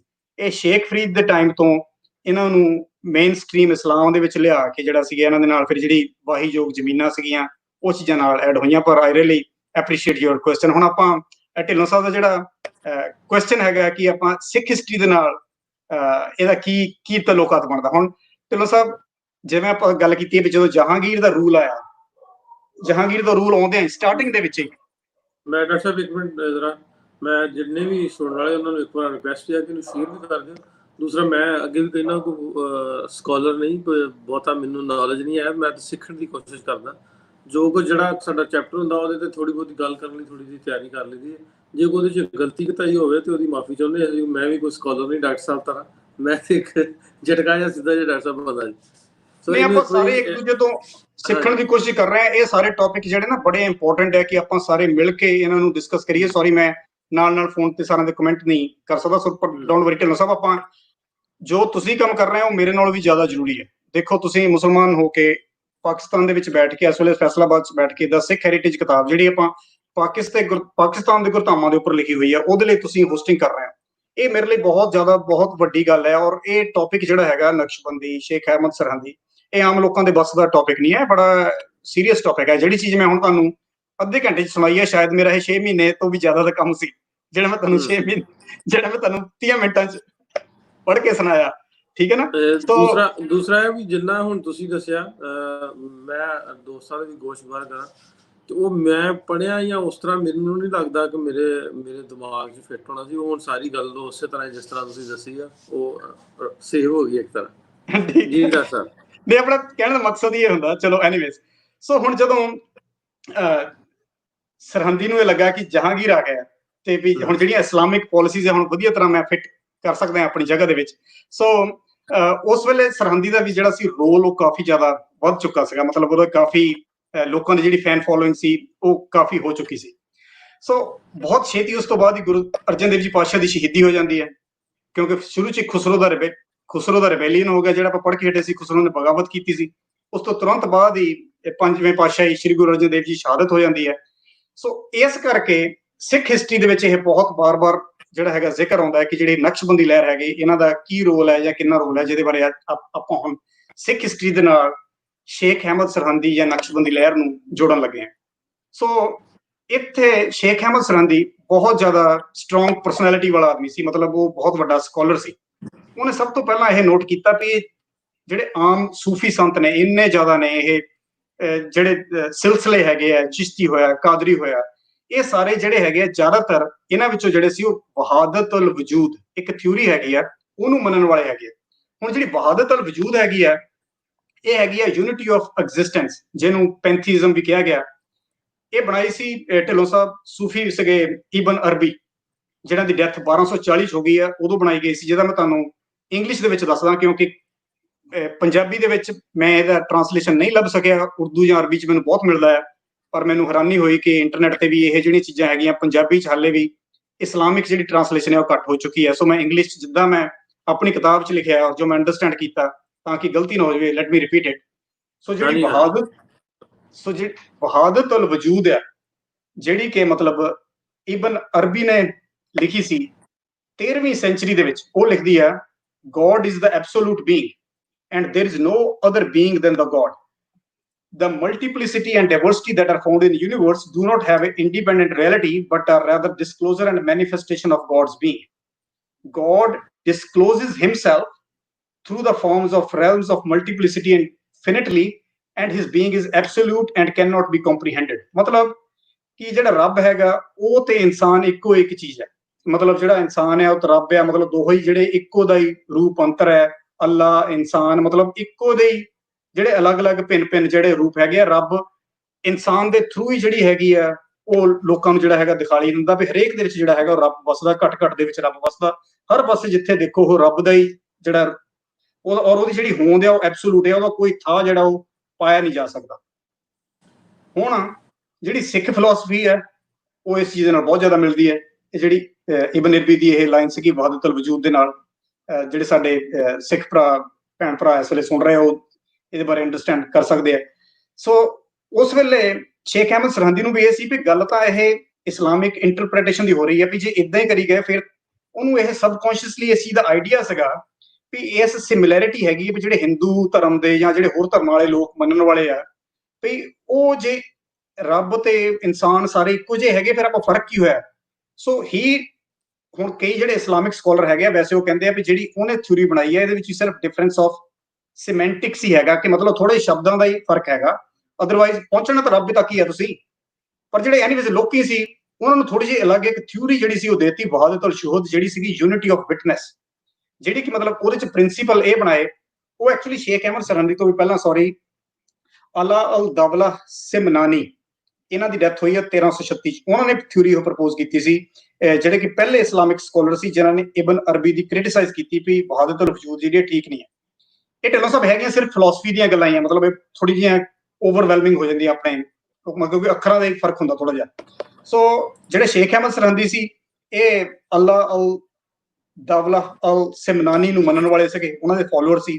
ਸੋ ਇਹਨਾਂ ਨੇ ਵੀ ਵਹਾਦਤੁਲ ਵਜੂਦ ਦੀ ਜਿਹੜੀ ਸੀਗੀ ਮੁਖਾਲਫਤ ਕੀਤੀ। ਨਾਲੇ ਇਹਨਾਂ ਨੇ ਕੀ ਕੀਤਾ, ਸ਼ੇਖ ਅਹਿਮਦ ਸਰਹੰਦੀ ਨੇ ਆਪਣੀ ਇੱਕ ਥਿਊਰੀ ਐਡ ਕੀਤੀ ਵਹਾਦਤ ਅਲ ਸ਼ਹੂਦ, ਜਿਹਨੂੰ ਕਿਹਾ ਜਾਂਦਾ unity of witness, also translated as apparentism. ਇਹਨਾਂ ਦਾ ਫਿਲਾਸਫੀ ਸੀ ਕਿ God's being and beings of universe are different from each other depending upon the opposition between being and non-being। ਕਿ ਮਤਲਬ ਠੀਕ ਹੈ ਵੀ ਉਹਨਾਂ ਵਿੱਚ ਰੱਬ ਦਿਸਦਾ ਹੈ, ਇਹ ਤਾਂ ਆਪਾਂ ਕਹਿ ਸਕਦੇ ਹਾਂ, ਪਰ ਇਹ ਨਾ ਕਹੋ ਵੀ ਰੱਬ ਤੇ ਇਨਸਾਨ ਇੱਕੋ ਚੀਜ਼ ਹੈ, ਇਹ ਅਲੱਗ-ਅਲੱਗ ਚੀਜ਼ਾਂ ਹੈਗੀਆਂ, ਇਹਨਾਂ ਨੂੰ ਇਕੱਠਾ ਹੀ ਇਦਾਂ ਕਰਕੇ ਨਾ ਜੋੜੋ। ਸੋ ਜਿਹੜਾ highest point of Sufi experience ਹੈ ਇਹਨਾਂ ਨੇ ਬਹੁਤ ਡਿਟੇਲ ਦੱਸੀ ਕਿ ਪਹਿਲਾਂ ਮੈਂ ਵੀ ਵਹਾਦਤੁਲ ਵਜੂਦ ਨੂੰ ਮੰਨਦਾ ਹੁੰਦਾ ਸੀ ਕਿ ਇਹ ਸੂਫੀਜ਼ਮ ਦੀ ਹਾਈਐਸਟ ਸਟੇਜ ਹੈਗੀ ਆ, ਪਰ ਹੁਣ ਮੈਂ ਇਹਦੇ ਬਾਰੇ ਸੋਚ ਸਮਝ ਕੇ ਇਹ ਗੱਲ ਕਰ ਰਿਹਾ ਵੀ ਨਹੀਂ, ਇਹ ਵਹਾਦਤੁਲ ਜਿਹੜੀ ਸ਼ਹੂਦ ਹੈਗੀ ਆ ਇਹ ਹਾਈਐਸਟ ਹੈਗੀ ਆ, ਨਾਟ ਵਹਾਦਤੁਲ ਵਜੂਦ। ਐਨੀਵੇਜ਼ ਮਤਲਬ ਆਪਾਂ ਇਹਦੇ ਵਿੱਚ ਕਿਉਂਕਿ ਇਹ ਫਿਲਾਸਫੀਕਲ ਟਰਮਸ ਹੈਗੀਆਂ, ਇਹ ਪੜ੍ਹ ਕੇ ਕਈ ਵਾਰੀ ਆਪਾਂ ਨੂੰ ਹਾਲੇ ਤੱਕ ਨਹੀਂ ਇਸ ਜ਼ਮਾਨੇ 'ਚ ਸਮਝ ਆਉਂਦੀ। ਜੇ ਤੁਸੀਂ ਇੰਟਰਨੈਟ ਤੇ YouTube ਤੇ ਜਾ ਕੇ ਦੇਖਣ ਲੱਗੋ, ਬਹੁਤ ਇਸਲਾਮਿਕ ਸਕਾਲਰਸ ਹਾਲੇ ਵੀ ਇਹਦੇ ਉੱਪਰ ਡਿਬੇਟ ਚੱਲਦੀਆਂ ਕਿ ਮਤਲਬ ਇਹ ਕੀ ਸੀਗਾ।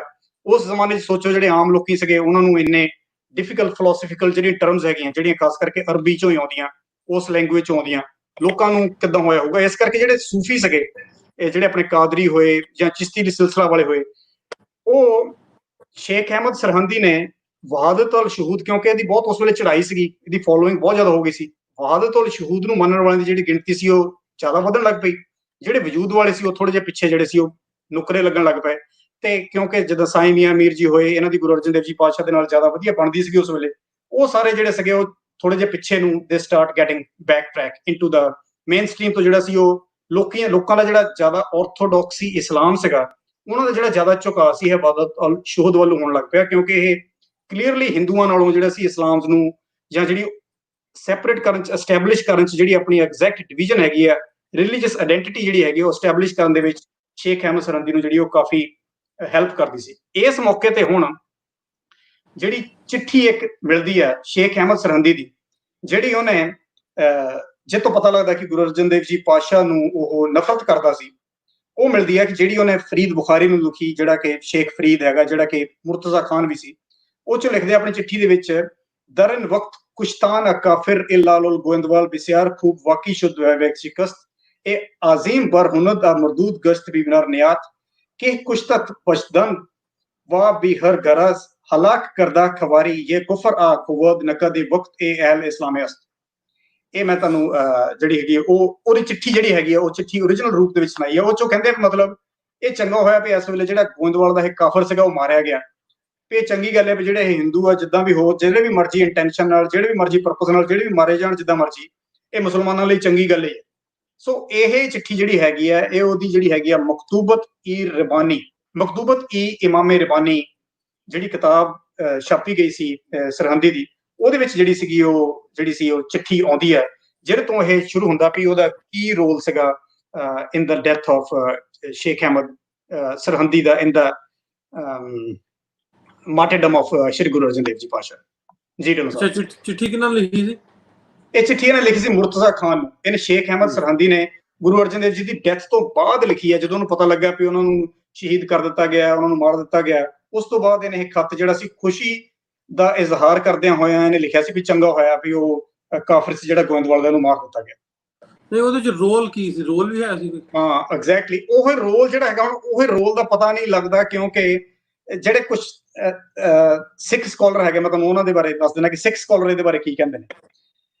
ਜਿਹੜੇ ਸਿੱਖ ਸਕਾਲਰ ਨੇ ਉਹਨਾਂ ਵਿੱਚੋਂ ਕੁਝ ਦਾ ਜਿਹੜਾ ਨਾਮ ਆਉਂਦਾ, ਸਭ ਤੋਂ ਪਹਿਲਾਂ ਆਉਂਦਾ ਨਾਮ ਕਪੂਰ ਸਿੰਘ ਸਾਚੀ ਸਾਖੀ। ਉਹ ਲਿਖਦੇ ਆ ਵੀ ਇਹ ਮੁਜਾਦਿਦ ਹੀ ਸੀਗਾ, ਸ਼ੇਖ ਅਹਿਮਦ ਸਰਹੰਦੀ ਸੀ ਜਿਹਨੇ ਗੁਰੂ ਅਰਜਨ ਦੇਵ ਜੀ ਦੀ ਮਾਰਟਰਡਮ ਪਲਾਨ ਕੀਤੀ। ਤੇ ਖੁਸ਼ਵੰਤ ਸਿੰਘ ਜਿਹੜੇ ਬੜੇ ਫੇਮਸ ਆਥਰ ਨੇ, ਉਹ ਕਹਿੰਦੇ ਆ ਵੀ Sirhindi wrote in strong terms to Jahangir against the Guru. ਪਰ ਇਹ ਦੋਨੋਂ ਹੀ ਮੈਨੂੰ ਗੱਲਾਂ ਜਿਹੜੀਆਂ ਹੈਗੀਆਂ ਜਚੀਆਂ ਨਹੀਂ, ਕਿਉਂਕਿ ਜਿਹੜੀ ਇਹ ਚਿੱਠੀ ਹੈਗੀ ਸ਼ੇਖ ਅਹਿਮਦ ਸਰਹੰਦੀ ਦੀ ਗੁਰੂ ਸਾਹਿਬ ਦੀ ਡੈਥ ਤੋਂ ਬਾਅਦ ਦੀ ਜਿਹੜੀ ਹੈਗੀ ਆ, ਉਹ ਜ਼ਰੂਰ ਲਿਖੀ ਆ ਉਹਨੇ, ਖੁਸ਼ੀ ਜ਼ਰੂਰ ਜਤਾਈ ਹੈ। ਕਿਉਂਕਿ ਆਪਾਂ ਸਾਰਾ ਪਹਿਲਾਂ ਜਿੰਨਾ ਪੜ੍ਹ ਕੇ ਆਏ ਆ, ਜਿੰਨੀ ਵੀ ਆਪਾਂ ਗੱਲਬਾਤ ਦੇਖੀ ਆ, ਉਹਨਾਂ ਸਾਰੀਆਂ ਤੋਂ ਪਤਾ ਲੱਗਦਾ ਵੀ ਉਹ ਕਾਫੀ ਜ਼ਿਆਦਾ ਫੰਡਾਮੈਂਟਲਿਸਟ ਇਸਲਾਮ ਨੂੰ ਲਾਈਕ ਕਰਦਾ ਸੀ। ਸੋ ਉਹਦਾ ਹੋ ਸਕਦਾ ਕੋਈ ਰੋਲ ਹੋਵੇ, ਪਰ ਹਾਲੇ ਇਹ ਕਹਿਣਾ ਜਦ ਤੱਕ ਆਪਾਂ ਨੂੰ ਕੋਈ ਚਿੱਠੀ ਐਗਜ਼ੈਕਟਲੀ ਪਹਿਲਾਂ ਦੀ ਨਹੀਂ ਮਿਲੀ ਜਿਹਦੇ 'ਚ ਕਿ ਪਤਾ ਲੱਗਦਾ ਹੋਵੇ ਕਿ ਉਹਨੇ ਕੋਈ ਕਿਸੇ ਨੂੰ ਚੁਗਲੀ ਮਾਰੀ ਹੈ ਜਾਂ ਗੁਰੂ ਸਾਹਿਬ ਬਾਰੇ ਕੁਝ ਮੁਰਤਜ਼ਾ ਖਾਨ ਨੂੰ ਕਿਹਾ ਜਾਂ ਜਹਾਂਗੀਰ ਨੂੰ ਕਿਹਾ, ਤਦ ਤੱਕ ਜਿਹੜਾ ਹੈਗਾ ਮੇਰੇ ਖਿਆਲ ਆਪਾਂ ਇਹ ਇੰਨਾ ਕਲੀਅਰਲੀ ਕਲੇਮ ਨਹੀਂ ਕਰ ਸਕਦੇ ਵੀ ਉਹਦਾ ਜਿਹੜਾ ਰੋਲ ਬਹੁਤ ਵੱਡਾ ਸੀਗਾ। ਕਿਉਂਕਿ ਉਹਦੇ ਥਿਊਰੀ ਤਾਂ ਇਦਾਂ ਹੋ ਸਕਦੀ ਹੈ, ਉਹਦਾ ਇਹ ਖੁਸ਼ੀ ਦਾ ਇਜ਼ਹਾਰ ਕਰਨਾ ਤਾਂ ਉਹਦਾ ਠੀਕ ਹੈ, ਕਿਉਂਕਿ ਉਹ ਆਪਣੇ ਵੱਲੋਂ ਸਾਰੇ ਜਿਹੜੇ ਨੌਨ ਮੁਸਲਮਾਨ ਹੈਗੇ ਆ ਉਹਨਾਂ ਨੂੰ ਕਾਫਿਰ ਕਰਕੇ ਦੇਖਦਾ ਹੈ, ਉਹਨਾਂ ਨੂੰ ਉਹ ਗਲਤ ਜਿਹੜੀ ਹੈਗੀ ਲੈਂਗੁਏਜ ਵੀ ਬਹੁਤ ਵਾਰੀ ਕਈ ਚਿੱਠੀਆਂ ਯੂਜ਼ ਕਰਦਾ।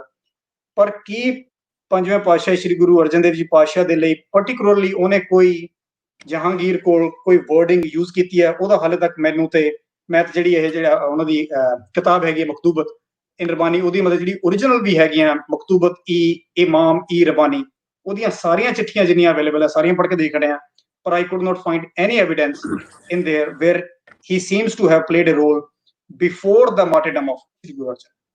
ਡਾਕਟਰ ਸਾਹਿਬ, ਇਸ ਤੋਂ ਹਟ ਕੇ ਇਹ ਕੀ ਆਪਾਂ ਇੱਕ ਚਿੱਠੀ ਨੂੰ ਲੈ ਕੇ ਉਹਨਾਂ ਨੂੰ ਰਿਲੇਟ ਕਰਦੇ ਆ ਉਹਨਾਂ ਦੇ ਸ਼ਹੀਦੀ ਨੂੰ ਲੈ ਕੇ, ਕਿ ਇਹਦੇ ਵਿੱਚ ਕੰਟਰੋਵਰਸੀ ਦੀ ਜੇ ਮੈਂ ਆਪਣੀ ਗੱਲ ਕਰਾਂ ਤੇ ਜੇ ਚਿੱਠੀ ਮਗਰੋਂ ਲਿਖ ਦੇਣੀ ਜਿਹੜੀ ਵਾ ਉਹਦੇ ਵਿੱਚ ਰੋਲ ਦਾ ਵੀ ਨਹੀਂ ਪਤਾ ਲੱਗਣਾ, ਤੇ ਉਹਨੂੰ ਤੁਸੀਂ ਕਿਵੇਂ ਕਨੈਕਸ਼ਨ ਕਿਵੇਂ ਬਣਾਇਆ ਉਹਦਾ?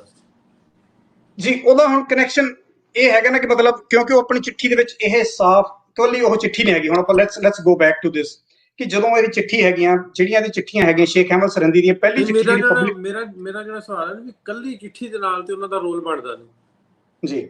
ਸਿਰਫ ਇਹੀ ਇੱਕ ਚਿੱਠੀ ਆ ਜਿਹਦੇ ਵਿੱਚ ਗੁਰੂ ਅਰਜਨ ਦਾ ਉਹਨਾਂ ਨਾਮ ਲਿਆ। ਇਸ ਤੋਂ ਬਿਨਾਂ ਉਹਨਾਂ ਦੀਆਂ ਹੋਰ ਬਹੁਤ ਕੁਝ ਚੀਜ਼ਾਂ ਹੈਗੀਆਂ ਜਿਹਦੇ ਵਿੱਚ ਉਹਨਾਂ ਨੇ ਹਿੰਦੂਆਂ ਬਾਰੇ ਜਾਂ ਇਦਾਂ ਕਈ ਗੱਲਾਂ ਕਹੀਆਂ ਹੋਈਆਂ, but otherwise other than this letter there is not any mention of Guru Arjan in any of his other works. I could not find any. ਚਲੋ ਇਹ ਤਾਂ ਅੱਗੇ ਮਜ਼ੀਦ ਆਪਾਂ ਜੇ ਪਿੱਛੇ ਜਾਵਾਂਗੇ ਫਿਰ ਗੱਲ ਲੰਮੀ ਹੋਏਗੀ, ਅੱਗੇ ਥੋੜਾ ਜਿਹਾ ਚਲੋ ਵੱਧਦੇ ਹਾਂ। ਡਾਕਟਰ ਸਾਹਿਬ ਕੀ ਜਹਾਂਗੀਰ ਦੀ ਆਪਾਂ ਗੱਲ ਕਰਨ ਡਏ ਤਾਂ ਹੁਣੇ ਥੋੜੀ ਦੇਰ ਪਹਿਲੇ ਆਪਾਂ ਰਿਸਰਚ ਦੇ ਜੇ ਆਪਾਂ ਵੇਖੀਏ ਜਹਾਂਗੀਰ ਤੇ ਸ਼ੇਖ ਸਰਹਿੰਦੀ ਜਿਹੜਾ ਕਿੰਨੇ ਕਰੀਬੀ ਸਨ, ਤੁਹਾਡੀ ਰਿਸਰਚ ਕੀ ਕਹੇਗੀ? ਦੇਖੋ ਉਹਦੀਆਂ ਜਿੰਨੀਆਂ ਵੀ ਚਿੱਠੀਆਂ, ਵੈਰੀ ਗੁੱਡ ਕੁਐਸਚਨ ਬਾਈ ਦਾ ਵੇ, ਜਿਹੜਾ ਸ਼ੇਖ ਅਹਿਮਦ ਸਰਹੰਦੀ ਆ ਉਹਦੀਆਂ ਜਿੰਨੀਆਂ ਵੀ ਚਿੱਠੀਆਂ ਮੈਂ ਪੜ੍ਹੀਆਂ ਉਹਦੇ ਵਿੱਚ ਕਿਤੇ ਵੀ ਉਹ ਇਹ ਜਿਹੜੀ ਆਪਣੀ ਖਾਸ ਦੋਸਤੀ ਹੈਗੀ ਆ ਇਹਦੇ ਨਾਲ ਆਪਣੇ ਜਹਾਂਗੀਰ ਦੇ ਨਾਲ ਉਹ ਨਹੀਂ ਸ਼ੋ ਕਰਦਾ। ਰਾਦਰ ਮੈਨੂੰ ਇੱਕ ਹੋਰ ਬੜੀ ਇੰਟਰਸਟਿੰਗ ਚੀਜ਼ ਮਿਲੀ ਹੈ ਤੁਜ਼ਕੇ ਜਹਾਂਗੀਰ ਦੇ ਵਿੱਚ ਕਿ 1619 ਦੇ ਵਿੱਚ ਇਹੀ ਜਿਹੜਾ ਸ਼ੇਖ ਅਹਿਮਦ ਸਰਹੰਦੀ ਹੈ ਇਹਨੂੰ ਚੱਕ ਕੇ ਜਹਾਂਗੀਰ ਨੇ ਜੇਲ੍ਹ 'ਚ ਪਾਤਾ, ਸ਼ੇਖ ਅਹਿਮਦ ਸਰਹੰਦੀ ਨੂੰ।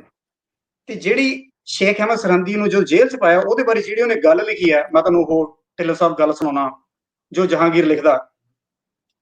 ਉਹ ਕਹਿੰਦਾ ਵੀ ਮੈਨੂੰ ਪਤਾ ਲੱਗਾ ਵੀ ਜਿਹੜਾ ਸ਼ੇਖ ਅਹਿਮਦ ਨਾਮ ਦਾ ਬੰਦਾ ਆ ਵੀ ਇਹ ਫਰਾਡ ਤੇ ਡਿਸੀਟ ਕਰਕੇ ਸਰਹੰਦ 'ਚ ਰਹਿੰਦਾ ਤੇ ਇਹਨੇ ਬਹੁਤ ਲੋਕਾਂ ਨੂੰ ਵਰਗਲਾ ਕੇ ਮਤਲਬ ਜਿਹੜਾ ਹੈਗਾ ਆਪਣੇ ਪਿੱਛੇ ਲਾਇਆ ਹੋਇਆ ਤੇ ਆਪਣੇ ਜਿਹੜੇ ਨਾਲ ਦੇ ਜਿਹੜੇ ਹਰੇਕ ਸ਼ਹਿਰ ਦੇ ਵਿੱਚ ਜਿਹੜਾ ਉਹਦਾ ਖਲੀਫਾ ਹੈਗਾ, ਜਿਹੜਾ ਉਹਦਾ ਮੇਨ ਸ਼ਾਗਿਰਦ ਹੈਗਾ, ਉਹਨੂੰ ਆਪਾਂ ਹਰੇਕ ਸ਼ਹਿਰ ਦੇ ਵਿੱਚ ਜਾ ਕੇ ਭੇਜਦਾ। ਤੇ ਇਹਨੇ ਆਪਣੀ ਜਿਹੜੀ ਕਿਤਾਬ ਵੀ ਲਿਖੀ ਹੋਈ ਹੈ ਜਿਹਨੂੰ ਇਹ ਮਕਤੂਬਤ ਦਾ ਨਾਮ ਦਿੰਦਾ। ਸੋ ਇਹਦੇ ਵਿੱਚ ਮੈਨੂੰ ਇਹ ਪਤਾ ਲੱਗਾ ਕਿ ਇਹਨੇ ਕੁਝ ਜਿਹੜੀਆਂ ਗੱਲਾਂ ਜਿਹੜੀਆਂ ਉਹ ਲਿਖੀਆਂ ਜਿਹੜੀਆਂ ਮੈਨੂੰ ਲੱਗਦਾ ਵੀ ਡਿਸਰਿਸਪੈਕਟੇਬਲ ਹੈਗੀਆਂ, ਜਿਹੜੀਆਂ ਕਿ ਮਤਲਬ ਉਹ ਵਧੀਆ ਮਾਣ ਆਦਰ ਵਾਲੀਆਂ ਜਿਹੜੀਆਂ ਗੱਲਾਂ ਨਹੀਂ ਹੈਗੀਆਂ। ਸੋ ਇਸ ਕਰਕੇ ਮੈਂ ਇਹ ਆਰਡਰ ਦਿੱਤਾ ਵੀ ਉਹਨੂੰ ਚੁੱਕ ਕੇ ਜਿਹੜਾ ਸੀ ਉਹ ਆਪਣਾ ਗਵਾਲੀਅਰ ਗਵਾਲੀਅਰ ਦਾ ਜਿਹੜਾ ਕਿਲਾ ਹੈਗਾ ਉਸ ਕਿਲੇ ਦੇ ਵਿੱਚ ਜਾ ਕੇ ਇਹਨੂੰ ਬੰਦ ਕੀਤਾ ਜਾਵੇ। ਤੇ ਜਦੋਂ ਇਹਦੇ heat of his confusion of brain, ਕਿ ਜਦੋਂ ਇਹਦਾ ਦਿਮਾਗ ਥੋੜਾ ਠੰਡਾ ਹੋਊਗਾ ਉਦੋਂ ਜਿਹੜਾ ਹੈਗਾ ਇਹਨੂੰ ਅਸੀਂ ਛੱਡਾਂਗੇ। ਇਸ ਕਰਕੇ ਮੈਂ ਬੈਸਟ ਇਹ ਫੀਲ ਕਰਦਾ ਵੀ ਇਹਨੂੰ ਜਿਹੜਾ ਅਨੀ ਰਾਏ ਸਿੰਗਲਦਨਿਆ ਉਹਦੀ ਜਿਹੜੀ ਜੇਲ੍ਹ ਹੈ ਗਵਾਲੀਅਰ, ਉਹਦੇ ਵਿੱਚ ਜਾ ਕੇ ਇਹਨੂੰ ਭੇਜ ਦਿੱਤਾ ਜਾਵੇ। ਇਸ ਕਰਕੇ ਮੈਨੂੰ ਇਹ ਲੱਗਦਾ ਵੀ ਜੇ ਉਹਦਾ ਬਹੁਤ ਜ਼ਿਆਦਾ ਇਹ ਕਰੀਬੀ ਹੁੰਦਾ ਤੇ ਔਰ ਜਿਹੜੀ ਇਹ ਹੁਣ ਆਪਾਂ ਲੈਟਰ ਪੜ੍ਹ ਕੇ ਹਟੇ ਹਾਂ, ਜਿੱਦਾਂ ਦੀ ਇਹਨੇ ਗੱਲ ਕੀਤੀ ਹੈ ਵੀ ਸ਼ੇਖ ਅਹਿਮਦ ਸਰਹਿੰਦੀ ਨੇ ਹਿਪੋਕ੍ਰੇਸੀ, ਫਰਾਡ ਤੇ ਇਹ ਚੀਜ਼ਾਂ ਸਰਹੰਦ 'ਚ ਕੀਤੀਆਂ ਸੀ ਤੇ ਆਪਣੇ ਪਿੱਛੇ ਬਹੁਤ ਲੋਕੀ ਜਿਹੜੇ ਸੀਗੇ ਵਰਸ਼ਿਪਰ ਲਾਏ ਹੋਏ ਸੀਗੇ ਆਪਣੇ ਪਿੱਛੇ। ਇਹ ਚੀਜ਼ਾਂ ਜਿਹੜੀਆਂ ਇਦਾਂ ਦੀਆਂ ਗੱਲਾਂ ਬਾਤਾਂ ਜਿਹੜੀਆਂ ਹੈਗੀਆਂ, ਆਪਾਂ ਨੈਕਸਟ ਟਾਈਮ ਜਦੋਂ ਜਹਾਂਗੀਰ ਦੀ ਚਿੱਠੀ ਬਾਰੇ, ਜਹਾਂਗੀਰ ਦੀ ਤੁਜ਼ਕੇ ਜਹਾਂਗੀਰੀ ਜੋ ਉਹਨੇ ਗੁਰੂ ਅਰਜਨ ਦੇਵ ਜੀ ਬਾਰੇ ਲਿਖਿਆ, ਆਪਾਂ ਦੇਖਾਂਗੇ ਕਿ ਉਹ ਲਾਈਨਾਂ ਕਿੰਨੀਆਂ ਮਿਲਦੀਆਂ ਹੈ। ਮਤਲਬ ਜਿਹੜਾ ਜਹਾਂਗੀਰ ਹੈ ਉਹ ਸ਼ੇਖ ਅਹਿਮਦ ਸਰਹੰਦੀ ਨੂੰ ਵੀ ਫੜ ਕੇ ਜੇਲ੍ਹ 'ਚ ਵਿੱਚ ਦੇ ਰਿਹਾ ਜਦੋਂ ਉਹਨੂੰ ਲੱਗਦਾ ਵੀ ਇਹ ਕੁਝ ਜ਼ਿਆਦਾ ਹੀ ਆਪਣੇ ਆਪ ਨੂੰ ਮਤਲਬ ਜਿਹੜਾ ਪ੍ਰਮੋਟ ਕਰਨ ਦੀ ਕੋਸ਼ਿਸ਼ ਕਰ ਰਿਹਾ ਐਟ ਸਮ ਪੁਆਇੰਟ।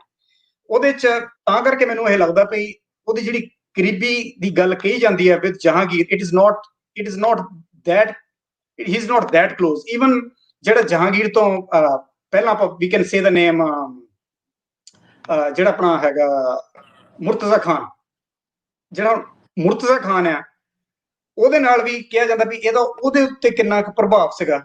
ਹੁਣ ਜਿਹੜਾ ਮੁਰਤਜ਼ਾ ਖਾਨ ਆ ਉਹਨੂੰ ਪੰਜਵੇਂ ਪਾਤਸ਼ਾਹੀ ਦੀ ਸ਼ਹਾਦਤ ਦੇ ਲਈ ਜਹਾਂਗੀਰ ਨੇ ਮਤਲਬ ਕਿਹਾ ਸੀ ਕਿ ਮੁਰਤਜ਼ਾ ਖਾਨ ਨੂੰ ਫੜਾਤਾ, ਜਿਹੜਾ ਕਿ ਜਿਹਦਾ ਨਾਮ ਕਿ ਸ਼ੇਖ ਫਰੀਦ ਹੈਗਾ। ਪਰ ਜਿਹੜਾ ਮੁਰਤਜ਼ਾ ਖਾਨ ਆ ਇਹਦਾ ਵੀ ਜਿਹੜਾ ਐਕਚੁਅਲੀ ਜਿਹੜਾ ਲਾਸਟ ਟਾਈਮ ਮਤਲਬ ਕਿ ਜਦੋਂ ਇਹ ਖੁਸਰੋ ਦਾ ਪਵੇਲੀਅਨ ਬੰਦ ਹੋਇਆ ਉਸ ਤੋਂ ਬਾਅਦ ਜਿਹੜਾ ਮੁਰਤਜ਼ਾ ਖਾਨ ਸੀ ਉਹਦੇ ਨਾਲ ਵੀ ਕੋਈ ਜ਼ਿਆਦਾ ਜਹਾਂਗੀਰ ਦੇ ਚੰਗੇ ਸੰਬੰਧ ਨਹੀਂ ਸੀ ਰਹੇ। ਜਹਾਂਗੀਰ ਨੇ ਉਹਨੂੰ ਚੁੱਕ ਕੇ ਵੀ ਆਪਣੇ ਉੱਥੇ ਗੁਜਰਾਤ ਭੇਜ ਦਿੱਤਾ ਸੀਗਾ। So how much was the influence there, ਜਿਹੜਾ ਇਹਦਾ ਸੀ ਇੱਕ ਚੀਫ ਕਾਉਂਸਲਰ ਸੀ ਅਮੀਰੁਲ ਉਮਰਾ ਜਹਾਂਗੀਰ ਦਾ, ਉਹਦੇ ਕਹਿਣ ਤੇ ਸ਼ੇਖ ਫਰੀਦ ਨੂੰ ਵੀ ਉਹ ਜਿਹੜਾ ਹੁਣ ਸ਼ੇਖ ਫਰੀਦ ਜਿਹਦਾ ਨਾਮ ਮੁਰਤਜ਼ਾ ਖਾਨ ਹੈਗਾ, ਉਹਨੇ ਜਹਾਂਗੀਰ ਦਾ ਉਹ ਮੇਨ ਕਮਾਂਡਰ ਸੀ ਜਦੋਂ ਖੁਸਰੋ ਦੀ ਬਗਾਵਤ ਹੋਈ ਹੈ। ਪਰ ਬਗਾਵਤ ਤੋਂ ਇਮੀਡੀਏਟਲੀ ਬਾਅਦ ਅਮੀਰੁਲ ਉਮਰਾ ਦੀ ਸ਼ੱਕ ਦੇ ਬਿਹਾਫ ਤੇ ਇਹਨੂੰ ਮੁਰਤਜ਼ਾ ਖਾਨ ਨੂੰ ਚੱਕ ਕੇ ਗੁਜਰਾਤ ਭੇਜਤਾ 1606 'ਚ। ਮੁੜ ਕੇ 2 ਸਾਲਾਂ ਬਾਅਦ ਬੜੀ ਡਿਸਗ੍ਰੇਸ ਤੋਂ ਬਾਅਦ, ਕਹ ਲਓ ਬੇਇੱਜ਼ਤੀ ਤੋਂ ਬਾਅਦ ਉਹਨੂੰ ਜਿਹੜਾ ਸੀ ਵਾਪਸ ਮੰਗਾਇਆ ਗਿਆ ਤੇ ਮੁੜ ਕੇ ਭਾਵੇਂ ਉਹ ਪੰਜਾਬ ਦਾ ਗਵਰਨਰ ਵੀ ਲੱਗਾ, ਉਹਦਾ ਖਾਸ ਕੋਈ ਜ਼ਿਕਰ ਜਿਹੜਾ ਹੈਗਾ ਜਹਾਂਗੀਰ ਦੇ ਮੈਮੋਇਰਸ ਦੇ ਵਿੱਚ ਨਹੀਂ ਆਇਆ। ਸੋ ਇਸ ਕਰਕੇ ਜੇ ਆਹ ਸ਼ੇਖ ਅਹਿਮਦ ਸਰਹੰਦੀ ਦਾ ਉਸ ਸ਼ੇਖ ਫਰੀਦ ਜਾਂ ਮੁਰਤਜ਼ਾ ਖਾਨ ਤੇ ਵੀ ਜ਼ਿਆਦਾ ਪ੍ਰਭਾਵ ਸੀਗਾ, ਪਰ ਉਹਦਾ ਵੀ ਜਿਹੜਾ ਅੱਗੇ ਪ੍ਰਭਾਵ ਜਹਾਂਗੀਰ ਦੇ ਉੱਤੇ ਜਿਹੜਾ ਹੈਗਾ ਉਹ ਜ਼ਿਆਦਾ ਐਸਟੈਬਲਿਸ਼ ਨਹੀਂ ਹੁੰਦਾ। So I fail to find how much influential Sheikh Ahmad Sirhindi was on Jahangir or on Sheikh Farid, ਜਿਹੜਾ ਨਾਮ ਕਿ ਮੁਰਤਜ਼ਾ ਖਾਨ ਹੈਗਾ। ਜੀ ਡਾਕਟਰ ਸਾਹਿਬ, ਅੱਗੇ ਆਪਾਂ ਗੱਲ ਕਰਨੇ ਸੀ ਵੀ ਔਲੀਆ ਦੀ, ਸੂਫੀਆ ਦੀ, ਜਿਹੜੇ ਵਲੀ ਅੱਲਾ ਨੇ ਉਹਨਾਂ ਦੀ, ਉਹ ਧਰਮਾਂ ਨੂੰ ਛੱਡ ਕੇ, ਲੜਾਈਆਂ ਨੂੰ ਛੱਡ ਕੇ, ਸਾਰਾ ਕੁਝ ਛੱਡ ਕੇ ਇਨਸਾਨੀਅਤ ਦੀ ਗੱਲ ਕਰਦੇ ਨੇ, ਰੱਬ ਨਾਲ ਜੁੜਨ ਦੀ ਗੱਲ ਕਰਦੇ ਨੇ। ਔਲੀਆ ਹੋਏ ਜਾਂ ਜਿੰਨੇ ਵੀ ਬਜ਼ੁਰਗ ਗੁਜ਼ਰੇ ਨੇ, ਤੇ ਮੈਂ ਤਾਂ ਸਮਝਦਾ ਜਿੰਨਾ ਅਸੀਂ ਪੜ੍ਹਿਆ ਸੁਣਿਆ, ਤੇ ਔਲੀਆ ਜਾਂ ਬਜ਼ੁਰਗ ਜਿੰਨੇ ਵੀ ਨੇ ਰੱਬ ਦੇ ਬਰਗਜ਼ੀਦਾ ਬੰਦੇ, ਉਹ ਕਿਸੇ ਨੂੰ ਮਾਰਨ ਦੀ ਜਾਂ ਕਤਲ ਕਰਨ ਦੀ ਤੇ ਸੋਚ ਵੀ ਨਹੀਂ ਸਕਦੇ। ਸੋ ਇਹਦੇ ਵਿੱਚ ਜਿਹੜੀ ਚਿੱਠੀ ਆ, ਜਿਵੇਂ ਅੱਗੇ ਤੁਸੀਂ ਦੱਸਿਆ ਵੀ ਚਿੱਠੀ ਉਹਨਾਂ ਨੇ ਲਿਖੀ ਤੇ ਚਿੱਠੀ ਤੋਂ ਉਹਨਾਂ ਦਾ ਕਨੈਕਸ਼ਨ ਜਿਵੇਂ ਤੁਸੀਂ ਬਣਾਇਆ, ਕਿੰਨੇ ਕਨੈਕਸ਼ਨ, ਪਹਿਲਾ ਸਵਾਲ ਤੇ ਆ ਵੀ ਕਨੈਕਸ਼ਨ ਇਹ ਕਿੰਨੇ ਬਣਾਇਆ। ਉਸ ਤੋਂ ਬਾਅਦ ਸਿੱਖ ਇਤਿਹਾਸ ਦੇ ਵਿੱਚ, ਹਿਸਟਰੀ ਦੇ ਵਿੱਚ ਸ਼ੇਖ ਅਹਿਮਦ ਸਰਹਿੰਦੀ ਨੂੰ ਕਿਸ ਤਰ੍ਹਾਂ ਵੇਖਿਆ ਜਾਂਦਾ ਵਾ, ਕਿਸ ਤਰ੍ਹਾਂ ਦੇ ਲਫ਼ਜ਼ਾਂ ਨਾਲ ਯਾਦ ਕੀਤਾ ਜਾਂਦਾ। ਸਿਰਫ ਇੱਕ ਉਹ ਚਿੱਠੀ ਨੂੰ ਲੈ ਕੇ ਇਹਦੇ ਵਿੱਚ ਵੀ ਕੋਈ ਕੰਟਰੋਵਰਸੀ ਹੈ ਸਿੱਖ ਇਤਿਹਾਸ ਦੇ ਵਿੱਚ ਵੀ? ਨਹੀਂ, ਸਿੱਖ ਇਤਿਹਾਸ ਦੇ ਵਿੱਚ ਬੜਾ ਕਲੀਅਰਲੀ ਜਿਹੜਾ ਨਕਸ਼ਬੰਦੀ ਹੈਗਾ, ਕਿਉਂਕਿ ਦੇਖੋ ਇਹ ਆਥਰ ਬਹੁਤ ਵੱਡੇ ਨੇ, ਜਿਹੜੇ ਆਪਾਂ ਦੋਨੋਂ ਆਥਰਸ ਦੀ ਗੱਲ ਕਰਕੇ ਹਟੇ ਆ, ਕਪੂਰ ਸਿੰਘ ਜਿਨ੍ਹਾਂ ਦੀ ਸਾਚੀ ਸਾਖੀ ਕਿਤਾਬ ਹੈਗੀ ਆ, ਤੇ ਆਪਣੇ ਖੁਸ਼ਵੰਤ ਸਿੰਘ, ਜਦੋਂ ਉਹਨਾਂ ਨੇ ਜਿਹੜੀ ਹੈਗੀ ਆ ਨਕਸ਼ਬੰਦੀ ਲਹਿਰ ਦੇ ਜਿਹੜੇ ਹੈਡ ਹੈਗੇ ਆ ਸ਼ੇਖ ਅਹਿਮਦ ਸਰਹੰਦੀ, ਉਹਨੂੰ ਡਾਇਰੈਕਟ ਉਹਨਾਂ ਦੇ ਉੱਤੇ ਮਤਲਬ ਇਹ ਉਹਨਾਂ ਨੂੰ ਮਤਲਬ ਇਹ ਉਹਦੇ ਰਿਸਪੌਂਸੀਬਲ ਹੈਗੇ ਆ। ਸੋ ਇਸ ਕਰਕੇ ਅੱਗੇ ਦੀ ਅੱਗੇ ਉਹ ਜਿਹੜੀ ਗੱਲ ਹੈਗੀ ਆ, ਇਟ ਹੈਜ਼ ਬਿਨ ਕੰਟੀਨਿਊਇੰਗ ਸੋ ਫਾਰ। ਇਹ ਤਾਂ ਆਪਾਂ ਨੂੰ ਪਤਾ ਹੈ ਕਿ ਜਿਹੜਾ ਸ਼ੇਖ ਅਹਿਮਦ ਸਰਹੰਦੀ ਸੀਗਾ, ਮਤਲਬ ਕਿਸੇ ਵੀ ਤਰੀਕੇ ਦੇ ਨਾਲ ਹੀ ਵਾਂਟਡ ਟੂ, ਜਿੰਨੇ ਵੀ ਨਾਨ ਮੁਸਲਿਮ ਸੀਗੇ ਜਾਂ ਹਿੰਦੂ ਸੀਗੇ ਖਾਸ ਕਰਕੇ, ਉਹਨਾਂ ਨੂੰ ਉਹ ਨਹੀਂ ਸੀ ਚਾਹੁੰਦਾ ਕਿ ਸਰਕਾਰੀ ਦਰਬਾਰੇ ਦੇ ਵਿੱਚ ਕੋਈ ਵੱਡੇ ਅਹੁਦੇ ਮਿਲਣ। ਮਤਲਬ ਜਿਹੜਾ ਉਹ ਇਹ ਗੱਲ ਵੀ ਆਪਣੀ ਕਿਤਾਬ 'ਚ ਲਿਖਦਾ ਹੈ, ਆਪਣੀ ਚਿੱਠੀਆਂ 'ਚ ਲਿਖਦਾ ਵੀ ਇਹਨਾਂ ਦੇ ਜਜ਼ੀਆ ਲਾਉਣਾ ਠੀਕ ਹੈ, ਵੀ ਇਹਨਾਂ ਦੀ ਜਿੰਨੀ ਹਿਊਮਿਲੇਸ਼ਨ ਕਰੋ ਉਨੀ ਠੀਕ ਹੈ। ਇਵਨ ਡੌਗਸ ਦੇ ਨਾਲ ਵੀ ਉਹ ਉਹਨਾਂ ਨੂੰ ਕੰਪੇਅਰ ਕਰਦਾ ਹੈ। ਸੋ ਪਰ ਡਾਇਰੈਕਟ ਸ਼੍ਰੀ ਗੁਰੂ ਅਰਜਨ ਦੇਵ ਜੀ ਪਾਤਸ਼ਾਹ ਦੇ ਨਾਲ, ਕਿਉਂਕਿ ਉਹਨੇ ਚਿੱਠੀਆਂ ਇੰਨੀਆਂ ਲਿਖੀਆਂ, ਉਹਨੇ ਹੋਰ ਕਿਤੇ ਜਿਹੜੀ ਹੈਗੀ ਉਹ ਲਾਈਨ ਨਹੀਂ ਲਿਖੀ, ਪਰ ਇਹਦੇ 'ਚ ਇੱਕ ਢਿੱਲੋਂ ਸਾਹਿਬ ਗੱਲ ਹੋਰ ਵੀ ਸ਼ੱਕੀ ਆਉਂਦੀ ਹੈ ਕਿ ਉਹਦੀਆਂ ਸਾਰੀਆਂ ਚਿੱਠੀਆਂ ਜਿਹੜੀਆਂ ਹੈਗੀਆਂ ਛਪੀਆਂ ਵੀ ਨਹੀਂ ਹੈਗੀਆਂ, ਹਾਲੇ ਹੋਰ ਕਿਤੇ ਨਾ ਕਿਤੇ ਹੋ ਸਕਦਾ ਕੋਈ ਚਿੱਠੀਆਂ ਪਈਆਂ ਹੋਣ। ਸੋ ਜਦ ਤੱਕ ਕੋਈ ਇਹੋ ਜਿਹਾ ਐਵੀਡੈਂਸ 100% ਸਾਹਮਣੇ ਨਹੀਂ ਆਉਂਦਾ, ਉਹਦੀ ਥਿਊਰੀ ਤਾਂ ਲੱਗਦਾ ਹੈ ਕਿ ਮਿਲਣ ਜੁਲਦੀ ਇਦਾਂ ਦੀ ਹੈਗੀ ਹੈ ਜੋ ਸਾਰੇ ਇਹ ਸਿੱਖ ਹਿਸਟੋਰੀਅਨ ਕਹਿ ਰਹੇ ਆ। ਪਰ ਕਿਉਂਕਿ ਉਸ ਵੇਲੇ ਸ੍ਰੀ ਗੁਰੂ ਗ੍ਰੰਥ ਸਾਹਿਬ ਜੀ ਦੀ ਵੀ ਸੰਪਾਦਨਾ ਹੋਈ, ਉਹਦੇ ਵਿੱਚ ਵੀ ਸ਼ੇਖ ਫਰੀਦ ਜੀ ਦੀ ਬਾਣੀ ਹੈਗੀ ਹੈ, ਮੁਸਲਮਾਨਾਂ ਦੀ ਬਾਣੀ ਹੈਗੀ ਹੈ, ਹਿੰਦੂਆਂ ਦੀ ਹੈਗੀ ਹੈ, ਸਿੱਖਾਂ ਦੀ ਹੈਗੀ ਹੈ। ਇਹ ਸਾਰੀਆਂ ਗੱਲਾਂ ਜਿਹੜੀਆਂ ਸ਼ੇਖ ਅਹਿਮਦ ਸਰਹੰਦੀ ਨੂੰ ਪਸੰਦ ਨਹੀਂ ਸੀ ਵੀ ਇਹ ਸਾਰਾ ਕਿਉਂ ਇਕੱਠਾ ਜਿਹਾ ਕਰੀ ਜਾ ਰਹੇ ਹੋ। ਦਰਬਾਰ ਸਾਹਿਬ ਦਾ ਜਿਹੜਾ ਨੀਂਹ ਪੱਥਰ ਸੀ ਉਹ ਵੀ ਸੂਫੀ ਸੰਤ ਸਾਈਂ ਮੀਆਂ ਮੀਰ ਜੀ ਨੇ ਰੱਖਿਆ ਸੀ। ਇਹ ਸਾਰੀਆਂ ਗੱਲਾਂ ਸ਼ੇਖ ਅਹਿਮਦ ਸਰਹੰਦੀ ਨੂੰ ਪਸੰਦ ਨਹੀਂ ਸੀ। ਸੋ ਇਸ ਕਰਕੇ ਜਿਹੜੀ ਸ਼ੱਕ ਦੀ ਸੂਈ ਹੈਗੀ ਹੈ ਉਹਦੇ ਤੇ ਜਾਂਦੀ ਹੈ, based on his overall how he was dealing with other smaller religions. ਜਦਕਿ ਜਿਹੜੀ ਉਹ ਚਿੱਠੀ ਹੈਗੀ ਹੈ, ਕਿਉਂਕਿ ਉਹ ਚਿੱਠੀ ਦੇ ਵਿੱਚ ਉਹਨੇ ਜਿਹੜੇ ਅੱਖਰ ਵਰਤੇ ਆ ਉਹ ਕਾਫੀ ਇਨਸਲਟਿੰਗ ਵਰਤੇ ਗੁਰੂ ਅਰਜਨ ਦੇਵ ਜੀ ਲਈ। So that's what makes the Sikh historians firmly believe ਕਿ ਉਹਦਾ ਜਿਹੜਾ ਹੈਗਾ ਕੋਈ ਉਹ ਰੋਲ ਹੈਗਾ ਆ। ਪਰ ਇਹ ਕਹਿਣਾ ਕਿ ਉਹਨੇ ਜਹਾਂਗੀਰ ਨੂੰ, ਜਿੱਦਾਂ ਖੁਸ਼ਵੰਤ ਸਿੰਘ ਜੀ ਕਹਿੰਦੇ ਆ ਕਿ ਜਹਾਂਗੀਰ ਨੂੰ ਚਿੱਠੀਆਂ ਲਿਖੀਆਂ ਗੁਰੂ ਅਰਜਨ ਦੇਵ ਜੀ ਦੇ ਵਿਰੁੱਧ, ਮੈਂ ਇਹਨੂੰ ਨਹੀਂ ਪ੍ਰੂਵ ਜਾਂ ਕਹਿ ਲਓ ਮੈਂ ਇਹਨੂੰ ਕਨਫਰਮ ਨਹੀਂ ਕਰ ਸਕਿਆ। ਮੈਂ ਬਾਰ-ਬਾਰ ਪੜ੍ਹਿਆ ਕਿ ਖੁਸ਼ਵੰਤ ਸਿੰਘ ਜੀ ਇਹ ਲਾਈਨ ਲਿਖੀ ਹੈ। ਇਦਾਂ ਹੀ ਸਰਦਾਰ ਕਪੂਰ ਸਿੰਘ ਜੀ, ਜਿਨ੍ਹਾਂ ਦੀ ਮੇਰੀ ਕਿਤਾਬ ਬਹੁਤ ਫੇਵਰੇਟ ਮੇਰੀ ਕਿਤਾਬ ਹੈ ਸਾਚੀ ਸਾਖੀ, ਉਹਦੇ ਵਿੱਚ ਵੀ ਉਹ ਬਾਰ-ਬਾਰ ਇਹਦਾ ਨਾਮ ਲੈਂਦੇ ਆ। ਪਰ ਜਦੋਂ ਮੈਂ ਇਹ ਚੀਜ਼ ਪੜ੍ਹਦਾ ਵੀ ਜਹਾਂਗੀਰ ਨੇ ਤੇ ਸ਼ੇਖ ਅਹਿਮਦ ਸਰਹੰਦੀ ਨੂੰ ਆਪ ਚੱਕ ਕੇ ਜੇਲ੍ਹ ਦੇ ਵਿੱਚ ਦੇ ਦਿੱਤਾ ਸੀ 2 ਸਾਲਾਂ ਦੇ ਲਈ। ਸੋ ਇਹ ਚੀਜ਼ਾਂ ਜਿਹੜੀਆਂ ਹੈਗੀਆਂ ਕਨੈਕਸ਼ਨ ਬੜਾ ਇੰਟਰਸਟਿੰਗ ਬਣ ਜਾਂਦਾ। ਔਰ ਇਹਦਾ ਮੇਰਾ ਖਿਆਲ ਹੈ ਵੀ ਹੋਰ ਬਹੁਤ ਜ਼ਿਆਦਾ ਸਰਚ ਕਰਨ ਦੀ ਲੋੜ ਹੈ, how much he was influential if any in the martyrdom of Shri Guru Arjan Dev. ਅੱਛਾ, ਚਲੋ ਡਾਕਟਰ ਸਾਹਿਬ, ਇਹਦੇ ਵਿੱਚ ਕਾਫੀ ਸਾਰੇ ਦੋਸਤ ਵੀ ਹੁਣ ਸਾਡੇ ਨਾਲ ਜੁੜੇ ਵੀ ਆ, ਜਿਹੜੇ ਗਿਲਾਨੀ ਸਾਹਿਬ ਵੀ ਨੇ। ਇਹਦੇ ਤੇ ਵੀ ਜ਼ਰੂਰ ਲੋੜ ਹੈ ਥੋੜੀ ਜਿਹੀ ਰਿਸਰਚ ਦੀ। ਜੇ ਆਪਾਂ ਗੱਲ ਕਰੀਏ ਇੱਧਰ ਜਿਹੜੇ ਨਕਸ਼ਬੰਦੀ ਨੇ ਉਹਨਾਂ ਨੂੰ ਲੈ ਕੇ ਵੀ ਗੱਲਬਾਤ ਕੀਤੀ ਜਾ ਸਕਦੀ ਹੈ। ਜੀ ਬਿਲਕੁਲ। ਇਹਨੂੰ ਫਰਦਰ ਕਿ ਆਪਾਂ ਗੱਲ ਅੱਗੇ ਕਰੀਏ, ਮੈਨੂੰ ਵੀ ਇੰਨਾ ਪਤਾ ਨਹੀਂ ਹੈ, ਐਵੇਂ ਮੈਂ ਕੀ ਕਹਿ ਦਵਾਂ, ਝੂਠ ਬੋਲਦਾ ਵਾਂ। ਮੇਰੀ ਵੀ ਇੰਨੀ ਰਿਸਰਚ ਨਹੀਂ ਜਾਂ ਖੋਜ ਨਹੀਂ, ਜਾਂ ਮੇਰਾ ਵੀ ਇੰਨਾ ਇਲਮ ਨਹੀਂ ਕਿ ਮੈਂ ਇਹਦੇ ਤੇ ਗੱਲ ਕਰ ਸਕਾਂ ਜੀ। ਜਦੋਂ ਵੀ ਇੱਥੇ ਨਾਂ ਲਿਆ ਜਾਂਦਾ ਮਜਿੱਦਰ ਸ਼ੇਖ ਉਹਦੀਆਂ ਨਕਸ਼ਬੰਦੀਆਂ ਦਾ ਬੜੇ ਇੱਜ਼ਤ ਇਹਤਰਾਮ ਨਾਲ। ਇਹ ਚਲੋ ਜਿਵੇਂ ਤੁਸੀਂ ਪੜ੍ਹਿਆ ਉਹਦੇ ਤੇ ਵੀ ਅਸੀਂ ਥੋੜਾ ਜਿਹਾ, ਮੈਂ ਆਪਣੇ ਦੋਸਤਾਂ ਦੀ ਮਦਦ ਲੈ ਕੇ ਕੋਸ਼ਿਸ਼ ਕਰਾਂਗੇ ਇੱਥੇ ਮਜ਼ੀਦ ਗੱਲਬਾਤ ਆਪਾਂ ਕਰੀਏ। ਅੱਗੇ ਅਗਲਾ ਕੁਐਸਚਨ ਆਪਾਂ ਪਹਿਲਾਂ ਪ੍ਰੋਗਰਾਮ ਇਖਤਤਾਮ ਕਰ ਲਈਏ। ਦੋ ਕਿ ਮੇਰੇ ਕੁਐਸਚਨ ਰਹਿ ਗਏ, ਬਜਾਏ ਕਿ ਆਪਾਂ ਦੂਜਾ ਐਪੀਸੋਡ ਕਰੀਏ। ਜਹਾਂਗੀਰ ਨੂੰ ਮਿਲੇ ਵੀ ਸੀ ਸ਼ੇਖ ਸਾਹਿਬ ਕਦੀ? ਦੇਖੋ, ਜਹਾਂਗੀਰ ਨੂੰ ਮਿਲਣ ਦੀ ਮੈਨੂੰ, ਜਿੱਦਾਂ ਮੈਂ ਪਹਿਲਾਂ ਤੁਹਾਨੂੰ ਦੱਸ ਕੇ ਹਟਿਆ, ਮੈਨੂੰ ਕੋਈ ਇਹੋ ਜਿਹੀ ਜਿਹੜੀ ਸੀ ਉਹ ਚਿੱਠੀ ਜਾਂ ਕੋਈ ਪ੍ਰੂਫ ਜਿਹੜਾ ਸੀਗਾ ਉਹ ਕਿਤੇ ਇਹ ਨਹੀਂ ਮਿਲਿਆ ਕਿ ਉਹ ਜਹਾਂਗੀਰ ਦੇ ਆਪਣੇ ਆਪ ਨੂੰ ਬਹੁਤ ਜ਼ਿਆਦਾ ਕਲੋਜ਼ ਉਹਨਾਂ ਨੇ ਜਿਹੜਾ ਲਿਖਿਆ ਹੈਗਾ। ਸਿਰਫ ਇੱਕ ਜਗ੍ਹਾ ਤੇ ਮਤਲਬ ਇਹ ਆਉਂਦਾ ਵੀ ਇੱਕ ਵਾਰੀ ਇੱਕ ਰਾਤ ਨੂੰ ਜਦੋਂ ਕਿ ਸਾਰੇ ਜਾਣੇ ਉੱਥੇ ਬਹੁਤ ਇਕੱਠੇ ਹੋਏ ਸੀਗੇ, ਜਿਹੜੀ ਕੋਈ ਇੱਕ ਨਾਈਟ ਹੈਗੀ ਹੈ ਜਿਹਦੇ ਵਿੱਚ ਜਾ ਕੇ ਉਹ ਦੱਸਦੇ ਆ ਕਿ ਮੈਂ ਜਹਾਂਗੀਰ ਦੇ ਨਾਲ ਜਿਹੜਾ ਸੀ ਉਹ ਰੂਬਰੂ ਹੋਇਆ। ਮਤਲਬ ਦੇयर इज ओनली वन ਲੈਟਰ ਜਿਹਦੇ ਵਿੱਚ ਕਿ ਹਲਕਾ ਜਿਹਾ ਇਸ ਚੀਜ਼ ਦਾ ਜ਼ਿਕਰ ਹੈਗਾ। But other than that I could not find any serious details ਵੀ ਜਹਾਂਗੀਰ ਦੇ ਨਾਲ ਇਹਨਾਂ ਦੀ ਕੋਈ ਮੁਲਾਕਾਤ ਹੋਈ ਹੋਵੇ ਸ਼ੇਖ ਅਹਿਮਦ ਸਰਹੰਦੀ ਦੀ, ਜਾਂ ਕੋਈ ਮਤਲਬ ਅਕਸਰ ਮੁਲਾਕਾਤਾਂ ਹੁੰਦੀਆਂ ਹੋਣ। ਆਈ could not find anything like that. ਕੋਈ ਮੈਨੂੰ ਕੋਈ ਪ੍ਰੂਫ ਇਸ ਚੀਜ਼ ਦੇ ਵਿੱਚ ਜਿਹੜਾ ਹੈਗਾ ਉਹ ਨਹੀਂ ਮਿਲ ਸਕਿਆ। ਡਾਕਟਰ ਸਾਹਿਬ, ਇਹ ਦੱਸੋ ਕਿ ਸ਼ੇਖ ਅਹਿਮਦ ਸਰਹੰਦੀ ਦੀ ਹੁਣ ਦੀ ਜੇ ਆਪਾਂ ਗੱਲ ਕਰੀਏ, ਉੱਥੇ ਕੋਈ ਜਗ੍ਹਾ ਹੁਣ ਵੀ ਮੌਜੂਦ ਹੈ? ਹਾਂਜੀ, ਇੰਡੀਆ ਵਿੱਚ ਬਿਲਕੁਲ ਸਰਹੰਦ ਦੇ ਵਿੱਚ ਗੁਰਦੁਆਰਾ ਜਿਹੜਾ ਫਤਿਹਗੜ੍ਹ ਸਾਹਿਬ ਹੈਗਾ ਮੇਰੇ ਖਿਆਲ 'ਚ ਉਹਦੇ ਬਿਲਕੁਲ ਲਾਗੇ। ਔਰ ਉੱਥੇ ਬਹੁਤ ਜ਼ਿਆਦਾ ਅਫਗਾਨਿਸਤਾਨ, ਈਰਾਨ, ਪਾਕਿਸਤਾਨ, ਉੱਥੋਂ ਬਹੁਤ ਜ਼ਿਆਦਾ ਜਿਹੜੇ ਲੋਕ ਹੈਗੇ ਆ ਉਹ ਹਾਲੇ ਵੀ ਜਿਹੜਾ ਉਹ ਸਿਜਦਾ ਕਰਨ ਜਾਂਦੇ ਆ ਇੰਡੀਆ ਦੇ ਵਿੱਚ।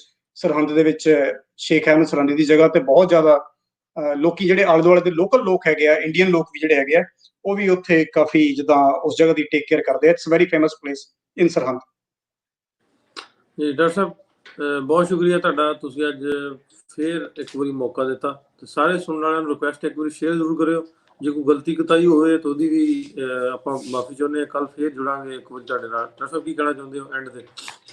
ਐਂਡ ਤੇ ਮੈਂ ਇਹੀ ਕਹਿਣਾ ਚਾਹੁੰਦਾ ਵੀ ਜਿਹੜੀ ਇਹ ਹਿਸਟਰੀ ਹੈਗੀ ਆ, ਇਹ ਦਿਸ ਇਜ਼ ਸਮਥਿੰਗ ਕਿ ਆਪਾਂ ਇਹਨੂੰ ਜਦੋਂ ਵੀ ਕਦੀ ਹਿਸਟਰੀ ਪੜ੍ਹੀਏ, ਆਪਾਂ ਇਦਾਂ ਨਹੀਂ ਕਿ ਮਤਲਬ ਆਪਾਂ ਸਿੱਖ ਆ ਤਾਂ ਸਿੱਖ ਨੇ ਸਿੱਖ ਨੂੰ ਠੀਕ ਕਹਿਣਾ, ਮੁਸਲਮਾਨ ਨੇ, ਇਹ ਆਪਾਂ ਸਾਰਿਆਂ ਦੀ ਸਾਂਝੀ ਪੁਰਾਣੀ ਹਿਸਟਰੀ ਹੈਗੀ ਹੈ।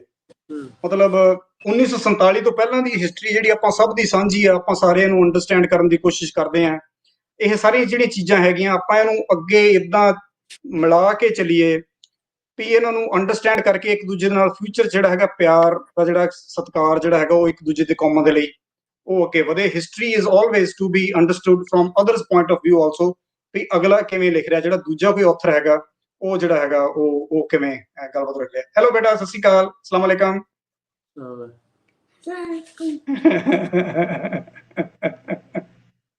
ਬਿਲਕੁਲ ਡਾਕਟਰ ਸਾਹਿਬ, ਗੱਲ ਕਰਨੀ ਚਾਹੀਦੀ ਆ, ਗੱਲਾਂ ਕਰਨ ਤੇ ਉੱਤੇ ਡਿਸਕਸ਼ਨ ਕਰਨ ਤੇ ਪਤਾ ਲੱਗਦਾ।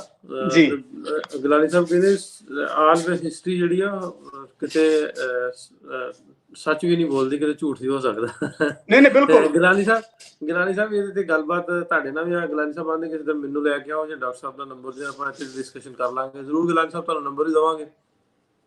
ਜੀ ਗਿਲਾਨੀ ਸਾਹਿਬ, ਐਕਚੁਅਲੀ ਇਹਨਾਂ ਸਾਡੇ ਪ੍ਰੋਗਰਾਮ ਦਾ ਮਤਲਬ ਹੀ ਹੈਗਾ, ਕਿਉਂਕਿ ਬਹੁਤ ਘੱਟ ਇਹੋ ਜਿਹੇ ਪ੍ਰੋਗਰਾਮ ਹੈ ਜਿਨ੍ਹਾਂ 'ਚ ਇਕੱਠੇ ਹੋ ਕੇ ਹਿਸਟਰੀ ਦੇ ਬਾਰੇ ਗੱਲਬਾਤ ਕੀਤੀ ਜਾਂਦੀ ਹੈ। ਨਹੀਂ ਤਾਂ ਕੀ ਹੈਗਾ, ਸਿੱਖ ਹਿਸਟਰੀ ਦੀਆਂ ਕਿਤਾਬਾਂ 'ਚ ਸਿੱਖ ਆਪਣਾ ਲਿਖੀ ਜਾਂਦੇ ਆ, ਨਕਸ਼ਬੰਦੀ ਆਪਣੀ ਕਿਤਾਬਾਂ 'ਚ ਆਪਣਾ ਲਿਖੀ ਜਾਂਦੇ ਆ। ਕਿਉਂ ਨਾ ਆਪਾਂ ਇਕੱਠੇ ਹੋ ਕੇ ਕੁਝ ਇਹੋ ਜਿਹਾ ਮਾਹੌਲ ਸਿਰਜੀਏ, ਇੱਕ ਦੂਜੇ ਨੂੰ ਸਮਝੀਏ, ਇੱਕ ਦੂਜੇ ਦੇ ਫੈਕਟਸ ਅੱਗੇ ਲਿਆਈਏ, ਵਿਦ ਰੈਫਰੈਂਸ ਗੱਲ ਕਰੀਏ, ਕਿਹੜੀ ਚਿੱਠੀ ਕਦੋਂ ਕਿੱਥੇ ਲਿਖੀ ਗਈ। ਕਿਉਂਕਿ ਸ਼ੇਖ ਅਹਿਮਦ ਸਰਹੰਦੀ ਦੀਆਂ ਜਿਹੜੀਆਂ ਲੇਟਰ ਔਨ ਲੈਟਰਸ ਹੈਗੀਆਂ, ਜਿਹੜੀਆਂ ਬਾਅਦ ਦੀਆਂ ਚਿੱਠੀਆਂ ਹੈਗੀਆਂ, ਉਹਨਾਂ 'ਚ ਸਾਫ਼ ਪਤਾ ਲੱਗਣਾ ਪੈਂਦਾ ਕਿ ਉਹਦੀ ਜਿਹੜੀ ਲਹਿਜਾ ਹੈ ਬੜਾ ਢਿੱਲਾ ਪੈ ਗਿਆ ਅਗੇਂਸਟ ਦਾ ਹਿੰਦੂਜ਼, ਜਿਵੇਂ ਪਹਿਲਾਂ ਉਹ ਸਖਤੀ ਨਾਲ ਗੱਲ ਕਰਦਾ ਸੀ। ਸੋ ਬਹੁਤ ਇੰਟਰਸਟਿੰਗ ਹੈਗਾ ਵੀ ਇਹ ਹਿਸਟਰੀ 'ਚ ਕਿਵੇਂ ਉਹ ਚੀਜ਼ਾਂ ਜਿਹੜੀਆਂ ਅੱਗੇ ਚੱਲਦੀਆਂ ਰਹਿੰਦੀਆਂ। ਔਰ ਆਪਣਾ ਮਕਸਦ ਇਹ ਹੈ, ਆਪਾਂ ਜਿਹੜੀ ਇਹ ਕਿਤਾਬ ਲਿਖੀ ਹੈ, ਜਿਹਦੇ ਵਿੱਚੋਂ ਹੁਣ ਮੈਂ ਤੁਹਾਨੂੰ 1 ਮਿੰਟ ਕਿਤਾਬ ਆਪਣੀ ਦਿਖਾ ਦਿਆਂ।